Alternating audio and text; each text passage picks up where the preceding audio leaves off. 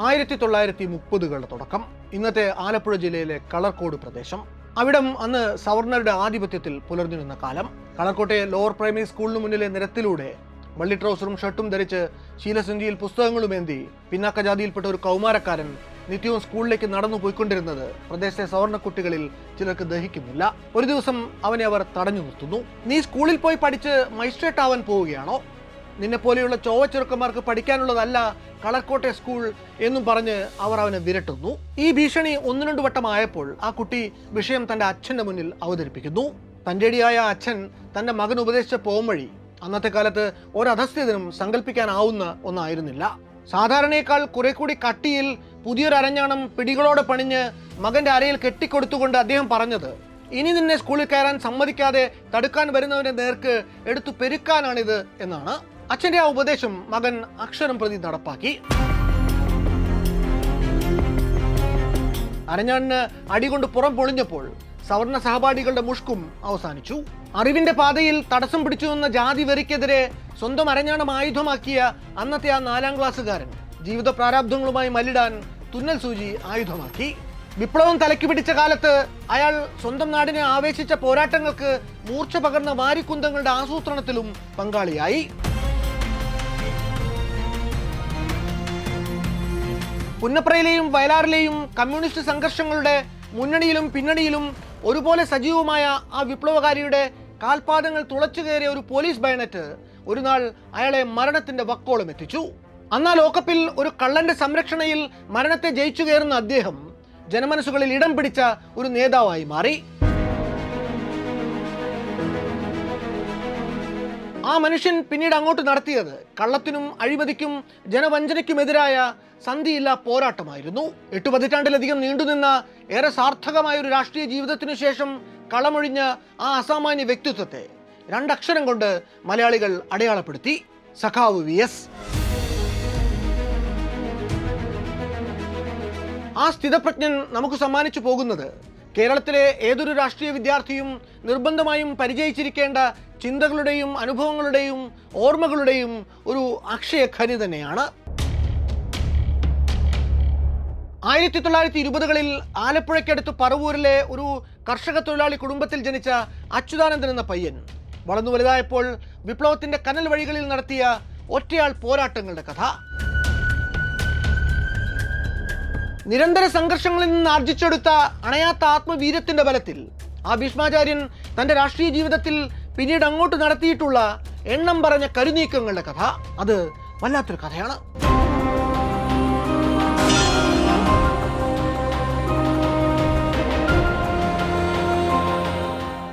ആലപ്പുഴ പട്ടണത്തിന്റെ തെക്കേ അരികിറങ്ങുന്നത് പറവൂർ ഗ്രാമത്തിലേക്കാണ്. പ്രശസ്തമായ പുന്നപ്രയുടെ സമരഭൂമി. പടിഞ്ഞാറ് അറബിക്കടൽ, കിഴക്ക് വിശാലമായ പാടശേഖരങ്ങൾ, തെങ്ങും കശുമാവും മറ്റു ഫലവൃക്ഷങ്ങളും ഇടതൂർന്നു വളരുന്ന കരഭൂമി. 20ാം നൂറ്റാണ്ടിന്റെ ആദ്യ ദശകങ്ങളിലെ പറവൂരിൽ ഇന്നത്തെ പോലെ വിദ്യാഭ്യാസം സാർവത്രികമായിരുന്നില്ല. 6 വയസ്സായാൽ കുട്ടികൾ സ്കൂളിൽ പോകുന്നത് പാവങ്ങളുടെ കുടുംബങ്ങളിൽ അന്ന് പതിവില്ലായിരുന്നു. അറിവിന്റെ കാര്യത്തിൽ ഇരുട്ടിൽ തപ്പിയിരുന്ന ഒരു ജനസമൂഹം. അതിനാൽ തന്നെ അവർ ചൂഷിതരായിരുന്നു. കഠിനാധ്വാനികളായിരുന്നുവെങ്കിലും പട്ടിണിക്കാരായിരുന്നു. മീൻ പിടിക്കാൻ പോകുന്നവർക്ക് സ്വന്തമായി വള്ളവും വലയുമൊന്നും ഇല്ലായിരുന്നു. മുതലാളിമാർക്കുള്ള വള്ളപ്പങ്കും വലപ്പങ്കും ഗുണ്ടാപിരിവും കഴിഞ്ഞാൽ പിന്നെ ഒന്നും എടുക്കാനില്ലാത്ത ദിവസങ്ങൾ എത്രയോ ഉണ്ട്. നെൽവയലുകളിലെ ചേറിൽ കോണകം മാത്രം എടുത്ത് പൊരുവേലത്ത് പകലന്തിയോളം വേർപ്പൊഴുക്കുന്ന പുലയരുടെയും ചോവന്മാരുടെയും കഥയും വ്യത്യസ്തമല്ലായിരുന്നു. ജന്മിത്വം കൊടികുത്തി വാഴുന്ന കാലമാണ്. ജന്മിക്ക് അപ്രിയമുണ്ടായാൽ ആണിനെ മരത്തിൽ കെട്ടി നിർത്തി പൊതിരെ തല്ലും. അവൻ്റെ പെണ്ണിനെ ബലാത്സംഗം ചെയ്യും. അടിയാളിന്റെ പെണ്ണിന് മാനാഭിമാനത്തോടെ കുടിലിൽ ഉറങ്ങാൻ കഴിയാത്ത ജന്മിത്വ ഗുണ്ടായിസത്തിന്റെ കാലം. പാവങ്ങളുടെ വീടുകൾക്കൊന്നും അന്ന് വീട്ടുപേർ കാണുകയില്ല. ചാത്തന്റെ തറ, ചക്കിയുടെ കൂര എന്നൊക്കെയാണ് അടയാളങ്ങൾ. പാവങ്ങൾക്ക് ഒരു തുണ്ട് സ്ഥലം പോലും സ്വന്തമായി ഉണ്ടാകാറില്ല. എല്ലാം കുടികിടപ്പാണ്. ആ കിഴക്കേ മൂലയ്ക്ക് ഓല ഒടിച്ചു കുത്തി കിടന്നോ എന്ന ജന്മിയുടെ ഔദാര്യത്തിന്റെ പുറത്തുള്ള പൊറുതിയാണ്. നേരിയ അനിഷ്ടങ്ങളുടെ പേരിൽ പോലും ജന്മിയുടെ കിങ്കരന്മാർ വന്ന് കൂര പൊളിച്ച് ദൂരെ എറിഞ്ഞിരുന്ന കാലം. ജന്മി കുടിലിൽ കയറി കിടാത്തിയോടൊപ്പം ശയിക്കുമ്പോൾ കിടാത്തൻ പുറത്ത് നിസ്സഹായനായി കാവൽ നിൽക്കുക വരെയുണ്ടാകും. പി ജയനാഥ് എഴുതിയ VSന്റെ ആത്മരേഖ എന്ന പുസ്തകത്തിൽ നിന്ന് ഒരു ഭാഗം നോക്കാം. അടിമത്ത ഭീകരത കൊടിയുത്തി വാണിരുന്ന കാലത്ത് വയലിന്റെ പടിഞ്ഞാറേ ചിറയ്ക്ക് ഒരു തുണ്ടുഭൂമി, അതിൽ ഒരു കൊച്ചു വീട്. വെന്തലത്തറ എന്ന് വീടിന് പേര്. അതിന്റെ ഉടയോൻ ശങ്കരൻ എന്ന കിടാത്തൻ. 6 അടി പൊക്കം, അതിനൊത്ത ശരീരം, ആരെയും കൂസാത്ത മുഖഭാവം, എന്തിനും പോന്നവൻ. നാട്ടിലെ പാവങ്ങൾക്ക് ശങ്കരൻ ആശ്രയമായിരുന്നു. ജന്മിമാർക്ക് അവനെ പേടിയായിരുന്നു. കാരണം ശങ്കരൻ തല്ലും. 4-5 പേർക്കൊന്നും ശങ്കരന് നേർക്ക് നിൽക്കാനാവില്ല. കലവൂരിലെ മായൂർ കുടുംബാംഗമായ അക്കാമ്മ ചെറുപ്പത്തിലെ വിധവയായി. ഒരു മകനുണ്ട്, ഗംഗാധരൻ. ഗംഗാധരന്റെ 9-ാം വയസ്സിൽ അക്കാമ്മയെ ശങ്കരൻ വിവാഹം ചെയ്യുന്നു. കുഞ്ഞുനാളിലെ അച്ഛൻ നഷ്ടപ്പെട്ട ഗംഗാധരന് ശങ്കരൻ അച്ഛനായി. അയാൾ അവനെ സ്വന്തം മകനെ പോലെ നോക്കി വളർത്തി. 1923 ഒക്ടോബർ 20 ശനിയാഴ്ച അക്കാമ്മയ്ക്ക് ഒരു ആൺകുഞ്ഞു കൂടി പിറന്നു. തന്റെ ചോരയിൽ പിറന്ന അവനെ ശങ്കരൻ അച്യുതാനന്ദൻ എന്ന് പേര് ചൊല്ലി വിളിച്ചു.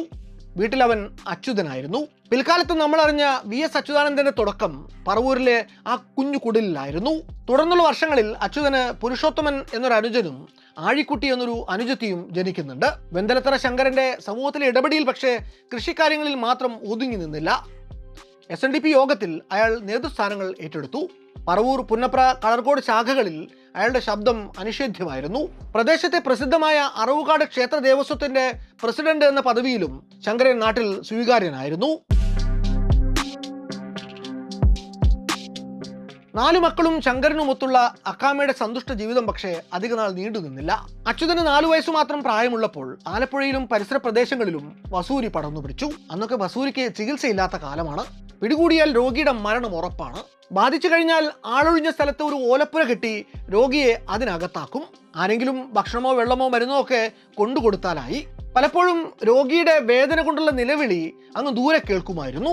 ദുരിതത്തിന് അവസാനം മരിച്ചു പോകുമ്പോൾ പുരയടക്കം കത്തിച്ചു കളയുകയായിരുന്നു പതിവ്. എന്തൊരു ഭീകരമാണ് ആ സാഹചര്യം എന്ന് ഓർക്കുക. വസൂരി വന്ന് പൂണ്ടടക്കം പിടിച്ചപ്പോൾ അച്യുതന്റെ അമ്മയെയും പാടത്തെ ഒരു പുരയിലാക്കി. അതിനുശേഷമുണ്ടായ സങ്കടങ്ങൾ VS തന്നെ പിന്നീട് ഓർത്തെടുത്തിട്ടുള്ളത് കേട്ടാൽ ആർക്കും കണ്ണ് നനഞ്ഞു പോകും. അമ്മയെ കാണണമെന്ന് പറഞ്ഞ് വാശി പിടിക്കുമ്പോൾ അച്ഛൻ അച്യുതനെ പാടത്തെ വരമ്പത്ത് കൊണ്ടുപോകും. അങ്ങ് ദൂരെ ഒരു ചെറ്റപ്പുര കാണിച്ച് അമ്മ അതിനകത്തുണ്ട് എന്ന് പറയും. നോക്കിയാൽ പുര മാത്രം കാണാം. കുറേ നേരം അങ്ങനെ ആ പാടത്തിന്റെ നടുക്കുള്ള ഓലപ്പുരയിലേക്ക് നോക്കി നിന്ന ശേഷം അച്യുതൻ ഒന്നും മനസ്സിലാവാതെ അച്ഛനോടൊപ്പം തിരിച്ചു പോരും. ശങ്കരൻ എന്നും അക്കാമ്മയെ ചെന്ന് കാണും, കാര്യങ്ങൾ പറയും. രോഗം കലശലാവുകയാണ്, ഏത് നിമിഷവും തന്നെ മരണം തേടി എത്തിയേക്കുമെന്ന് അക്കാമ്മയ്ക്ക് മനസ്സിലായി കാണണം. ഒരു ദിവസം അവർ തൻ്റെ ഭർത്താവിനോട് പറഞ്ഞു, മക്കളെ എല്ലാവരെയും എനിക്കൊന്ന് കാണണം. അടുത്തേക്ക് കൊണ്ടുവരണ്ട, കുറച്ചപ്പുറത്ത് നിർത്തിയാൽ മതി. ചെറ്റയ്ക്കിടയിലൂടെ ഞാൻ കണ്ടോളാം. ശങ്കരൻ മക്കളെ 50 വാര അകലെ കൊണ്ടു നിർത്തി. അക്കാമ്മ ചെറ്റയുടെ ഓലക്കീർ അകത്തി മക്കളെ കണ്ടു. ശങ്കരന്റെ കയ്യിലിരുന്ന് ഏറ്റവും ഇളയവൾ ആഴിക്കുട്ടി കളിക്കുകയാണ്. മോളെ അവസാനമായി ഒന്നെടുത്ത് മടിയിലിരുത്തി ലാളിക്കാനാവാത്തതിന്റെ സങ്കടത്തിൽ അക്കാമ്മയുടെ കണ്ണുകൾ നിറഞ്ഞൊഴുകി. ഓലക്കീറുകൾക്ക് അപ്പുറത്തു നിന്ന് അമ്മയുടെ മുഖം മാഞ്ഞു പോകുന്നത് മൂത്തവൻ ഗംഗാധരൻ കണ്ടു. അമ്മയുടെ ദിനം എത്രയും പെട്ടെന്ന് മാറ്റാൻ ദൈവത്തോട് കരഞ്ഞു പ്രാർത്ഥിക്കുകയല്ലാതെ അന്ന് ആ മക്കൾക്ക് മുന്നിൽ മറ്റൊരു പോംവഴിയും ഉണ്ടായിരുന്നില്ല. അടുത്ത ദിവസം വൈകുന്നേരത്തേക്ക് തൻ്റെ അമ്മ പോയി എന്ന് അച്യുതൻ അറിഞ്ഞു. വസൂരി മൂർച്ഛിച്ചു മരിക്കുമ്പോൾ അക്കാമ്മയ്ക്ക് പ്രായം വെറും 35 വയസ്സ്. അതിനുശേഷം ആ കുഞ്ഞുങ്ങൾക്ക് അച്ഛൻ മാത്രമായി ഏകാശ്രയം. അമ്മയുടെ അകാല വേർപാടിന്റെ പാതിമങ്ങിയ ഓർമ്മകളിലായി പിന്നീട് അങ്ങോട്ടുള്ള അച്യുതന്റെ ജീവിതം. 6 വയസ്സിൽ അച്യുതാനന്ദൻ പഠനം തുടങ്ങി. ശങ്കരൻ അക്കാര്യത്തിൽ നിർബന്ധമുണ്ടായിരുന്നു. മക്കളെ പഠിപ്പിക്കണം, എങ്കിലേ അവർ നല്ല നിലയിൽ എത്തൂ എന്ന് അദ്ദേഹം എന്നും പറഞ്ഞിരുന്നു. SNDP യോഗത്തിന്റെ അന്നത്തെ പ്രധാന പ്രവർത്തന പരിപാടികളിലൊന്ന് സാക്ഷരതാ പ്രവർത്തനമായിരുന്നു. അറിവാണ് ദൈവം എന്ന ഗുരുദേവ സന്ദേശത്തിന് അവർണ വിഭാഗങ്ങൾക്കിടയിൽ നല്ല പ്രചാരം കിട്ടിയ കാലം. ആദ്യം ചേർത്തത് പതിയാങ്കുളങ്ങര സ്കൂളിലെ 1-ാം തരത്തിലായിരുന്നു. 3 വരെ അവിടെ പഠിച്ചു. 4-ാം ക്ലാസ്സിലായപ്പോൾ കളർകോട് LPയിലേക്ക് മാറ്റി ചേർത്തു. ഇവിടെ പഠിക്കുന്ന സമയത്താണ് നമ്മൾ നേരത്തെ പറഞ്ഞ സവർണ കുട്ടികളോടുള്ള ഉരസലും അരഞ്ഞാൽ മീശുമൊക്കെ നടക്കുന്നത്.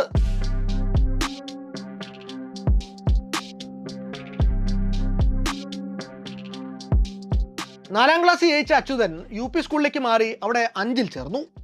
7 വരെ പിന്നീട് അദ്ദേഹം അവിടെയാണ് പഠിക്കുന്നത്. മിടുക്കനായ ഒരു വിദ്യാർത്ഥി എന്ന സൽപ്പേര് നേടിക്കൊണ്ട് അച്യുതൻ 7-ാം ക്ലാസ്സിലേക്ക് എത്തിയ കാലം അതവൻ്റെ ജീവിതത്തിലെ വഴിത്തിരിവായ വർഷമാണ്. 4-ാം വയസ്സിൽ അമ്മയെ നഷ്ടമായ അച്യുതാനന്ദന് 8 വർഷങ്ങൾക്കിപ്പുറം അച്ഛനെയും നഷ്ടമായി. ജ്വരം പിടിപെട്ട് അച്ഛൻ മരണക്കിടക്കിലായ ദിവസങ്ങളിൽ അവൻ രാത്രി മുഴുവൻ ഭയന്നു വിറച്ച് ഉറങ്ങാതെ കഴിച്ചു കൂട്ടുമായിരുന്നു. ആ രാത്രികളിൽ അറിയാവുന്ന സകല ദൈവങ്ങളെയും വിളിച്ച് അച്ഛനെയെങ്കിലും തിരികെ തരണേ എന്ന് അവൻ പ്രാർത്ഥിച്ചു. ആ പ്രാർത്ഥനകൾ വിഫലമായി. പറക്കമുറ്റാത്ത കുഞ്ഞുങ്ങളെ തനിച്ചാക്കി അച്ഛൻ ശങ്കരനും മരണത്തിൽ കീഴടങ്ങി. ആവുന്നത്ര നെഞ്ചുരുകി വിളിച്ചിട്ടും തങ്ങളുടെ പ്രാർത്ഥനകൾ കേൾക്കാത്ത ദൈവങ്ങളുടെ വിളിപ്പുറത്തേക്ക് ഇനി പോകേണ്ട എന്ന് അതോടെ അച്യുതൻ തീരുമാനിച്ചു. ആജീവനാന്തം ഒരു നാസ്തികനായി തുടരാൻ VSനെ പ്രേരിപ്പിച്ചത് ബാല്യത്തിലെ സംഭവിച്ച മാതാപിതാക്കളുടെ ഈ അകാല വിയോഗമാണ്. പറക്കമുറ്റു മുമ്പ് അനാഥരായിപ്പോയ ആ 4 മക്കളെയും പിന്നീട് ഏറ്റെടുക്കുന്നത് ശങ്കരന്റെ സഹോദരിയാണ്. 4 വയസ്സ് മുതൽക്ക് അങ്ങോട്ടുള്ള കുറേ കാലം അച്യുതാനന്ദൻ വളരുന്നത് ഈ അപ്പച്ചിയുടെ സംരക്ഷണയിലാണ്. അല്ലെങ്കിലേ പ്രാരബ്ധങ്ങൾക്ക് നടുവിലായിരുന്ന അപ്പച്ചിയുടെ സംരക്ഷണം പോകെ പോകെ ആ കുട്ടികൾക്ക് പ്രായോഗികമല്ലാതെയായി. അച്ഛൻ മരിക്കുമ്പോൾ 20 വയസ്സ് പ്രായമേ ഉണ്ടായിരുന്നുള്ളൂ മൂത്തവൻ ഗംഗാധരന്. ഇതിനകം തയ്യൽ പഠിച്ച അദ്ദേഹം തുന്നൽ പണിക്കൊപ്പം പറവൂർ ജംഗ്ഷനിൽ ഒരു ചെറിയ ജൗളിക്കടയും തുടങ്ങി. കുടുംബത്തിന്റെ സംരക്ഷണവും അങ്ങനെ ഗംഗാധരന്റെ ചുമലിലായി.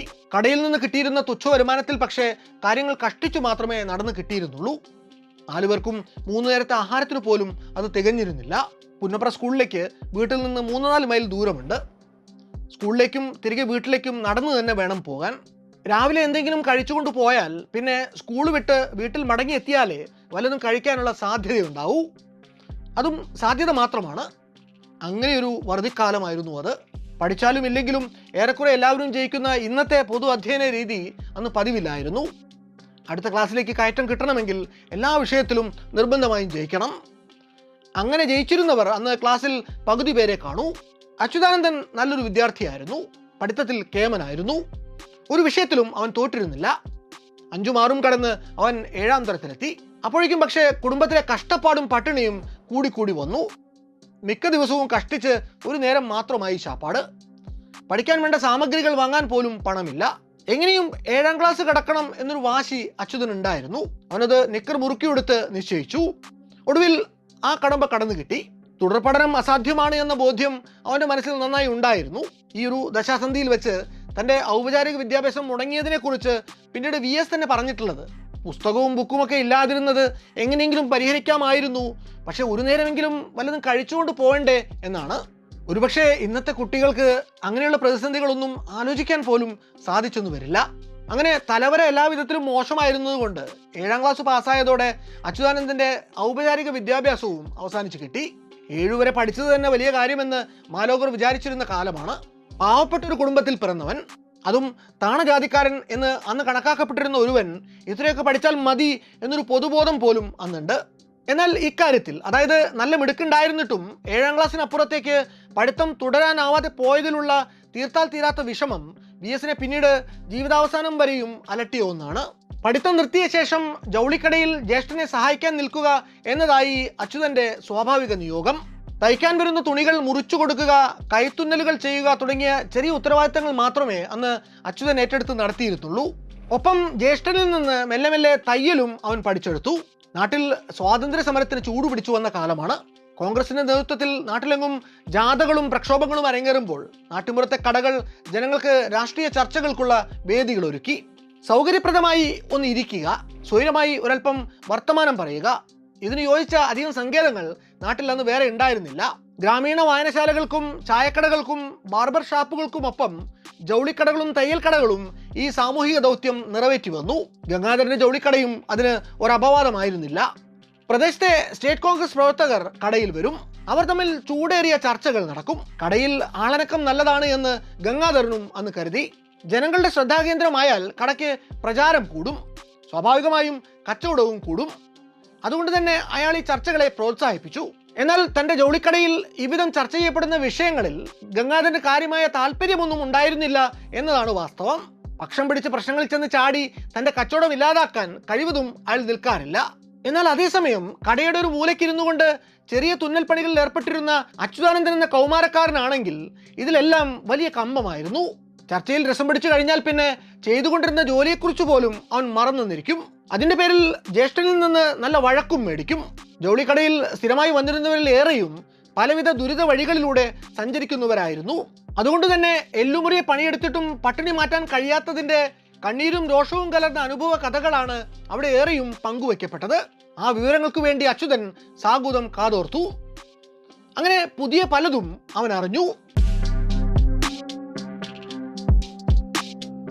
ജ്യേഷ്ഠന്റെ കടയിൽ വന്നുപോയിക്കൊണ്ടിരുന്ന കോൺഗ്രസുകാരുമായിട്ടുള്ള സഹവാസം പതിയെ അച്യുതാനന്ദനെയും കോൺഗ്രസിന്റെ പ്രവർത്തനങ്ങളിൽ പങ്കാളിയാക്കി.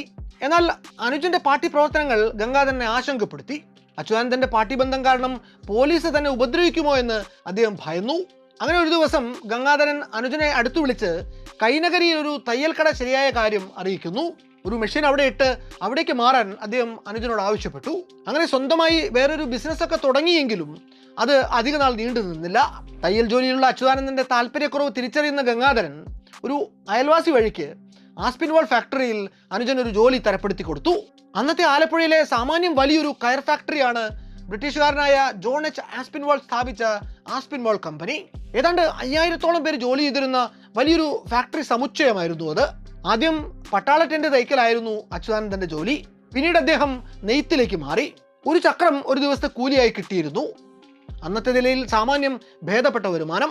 ഈ ജോലികളിൽ അദ്ദേഹം കാണിച്ച മിടുക്ക് അന്ന് പൊതുവെ ശ്രദ്ധിക്കപ്പെട്ടിരുന്നു. ഫാക്ടറി മേലധികാരികൾക്കിടയിൽ അദ്ദേഹത്തിന് സൽപ്പേരും കിട്ടി. എന്നാൽ തൊഴിലിൽ മാത്രം ഒതുങ്ങി നിൽക്കുന്നതായിരുന്നില്ല അന്നത്തെ ആ 16-കാരന്റെ ജാഗ്രതയും താല്പര്യവും. ജോലിയിലെ മിടുക്കുകൊണ്ട് മറ്റു തൊഴിലാളികൾക്കിടയിൽ ശ്രദ്ധേയനായ അച്യുതാനന്ദൻ അവരെ സംഘടിപ്പിക്കുന്നതിലും സജീവമായി. ജോലി സമയം കഴിഞ്ഞാൽ സഹതൊഴിലാളികളെ യൂണിയനിൽ ചേർക്കുന്നതിനുള്ള പ്രവർത്തനങ്ങളിൽ മുഴുകും. അവരോട് മുതലാളിയുടെ ചൂഷണത്തെക്കുറിച്ച് സംസാരിക്കും. നാട്ടിൽ നടക്കുന്ന സ്വാതന്ത്ര്യ സമരത്തെക്കുറിച്ച് ആവേശപൂർവ്വം പ്രസംഗിക്കും. ഈ ഒരു സന്ദർഭത്തിലാണ് സഖാവ് പി കൃഷ്ണപിള്ളയുടെ ആലപ്പുഴയിലേക്കുള്ള വരവ്. സോഷ്യലിസ്റ്റ് പാർട്ടിയുടെ മലബാർ കമ്മിറ്റി സെക്രട്ടറി ആയിട്ട് പ്രവർത്തിക്കുകയായിരുന്നു അന്ന് കൃഷ്ണപിള്ള. തിരുവിതാംകൂറിലെ കയർ തൊഴിലാളികൾക്കിടയിൽ ട്രേഡ് യൂണിയൻ പ്രസ്ഥാനം ശക്തിപ്പെടുത്തുക എന്നതായിരുന്നു ആ വരവിന്റെ ലക്ഷ്യം. കൃഷ്ണപിള്ളയുടെ മാന്ത്രിക സാന്നിധ്യം ഫാക്ടറി തൊഴിലാളികളിൽ പുത്തൻ ഉണർവും ഊർജവും പകർന്നു. പോലീസ് നിരന്തരം വേട്ടയാടിക്കൊണ്ടിരുന്നതുകൊണ്ട് ഒളിവിലായിരുന്നു സഖാവിന്റെ പ്രവർത്തനങ്ങൾ മിക്കപ്പോഴും. പകൽ മുഴുവൻ പച്ചക്കറിക്കാരന്റെ വേഷത്തിൽ. സൂര്യൻ അസ്തമിച്ചാൽ തൊഴിലാളികൾക്കിടയിൽ അവരിൽ ഒരാളായി. അതായിരുന്നു അന്നത്തെ അദ്ദേഹത്തിന്റെ രീതി. അദ്ദേഹവും സഖാക്കളും ചേർന്ന് സംഘടിപ്പിച്ച കയർ തൊഴിലാളി യൂണിയനിൽ സ്വാഭാവികമായും അച്യുതാനന്ദനും അംഗമായി. 1939 പാറപ്പുറം സമ്മേളനത്തിന് ശേഷം കമ്മ്യൂണിസ്റ്റ് പാർട്ടി കെട്ടിപ്പടുക്കുന്നതിൽ സഖാവ് കൃഷ്ണപിള്ള പ്രത്യേക ശ്രദ്ധയോടെ പ്രവർത്തനം നടത്തി വന്നു. മിടുക്കന്മാരായ കേഡർമാരെ കണ്ടെത്തി വളർത്തിയെടുക്കുന്നതിൽ ജാഗ്രതയോടെ അദ്ദേഹം പ്രവർത്തിച്ചിരുന്നു. ഈ ജാഗ്രതയിൽ തിരിച്ചറിയപ്പെട്ട പ്രവർത്തകനായ VS അച്യുതാനന്ദൻ അതുകൊണ്ട് തന്നെ സഖാവിന്റെ സവിശേഷ വാത്സല്യത്തിനും അർഹനായി. പാർട്ടിയിൽ അംഗത്വമെടുക്കാൻ 18ന്റെ പടി കടക്കണം എന്ന നിബന്ധന പോലും കണക്കിലെടുക്കാതെയാണ് അന്ന് കൃഷ്ണപിള്ള അച്യുതാനന്ദനെ കമ്മ്യൂണിസ്റ്റ് പാർട്ടിയുടെ സംഘടനാ ചട്ടക്കൂടിനുള്ളിലേക്ക് കൊണ്ടുവരുന്നത്. കൃഷ്ണപിള്ളയുടെ നിർദ്ദേശത്തെ തുടർന്ന് 1940 പാർട്ടിയുടെ പ്രാദേശിക സെക്രട്ടറി സൈമൺ ആശാൻ അച്യുതാനന്ദന് പ്രാഥമിക അംഗത്വം അനുവദിച്ചു നൽകാൻ ശുപാർശ ചെയ്തു. 42ഓടെ പാർട്ടി നാട്ടിൽ സജീവമായി തന്നെ പ്രവർത്തിച്ചു തുടങ്ങി. 43 കോഴിക്കോട് സമ്മേളനം നടക്കുന്നു. അന്ന് കേരള സംസ്ഥാനം രൂപീകരിക്കപ്പെട്ടിട്ടില്ല. കൊച്ചി, തിരുവിതാംകൂർ എന്നീ നാട്ടുരാജ്യങ്ങളായിട്ട് വേർതിരിഞ്ഞ് കിടപ്പാണ്.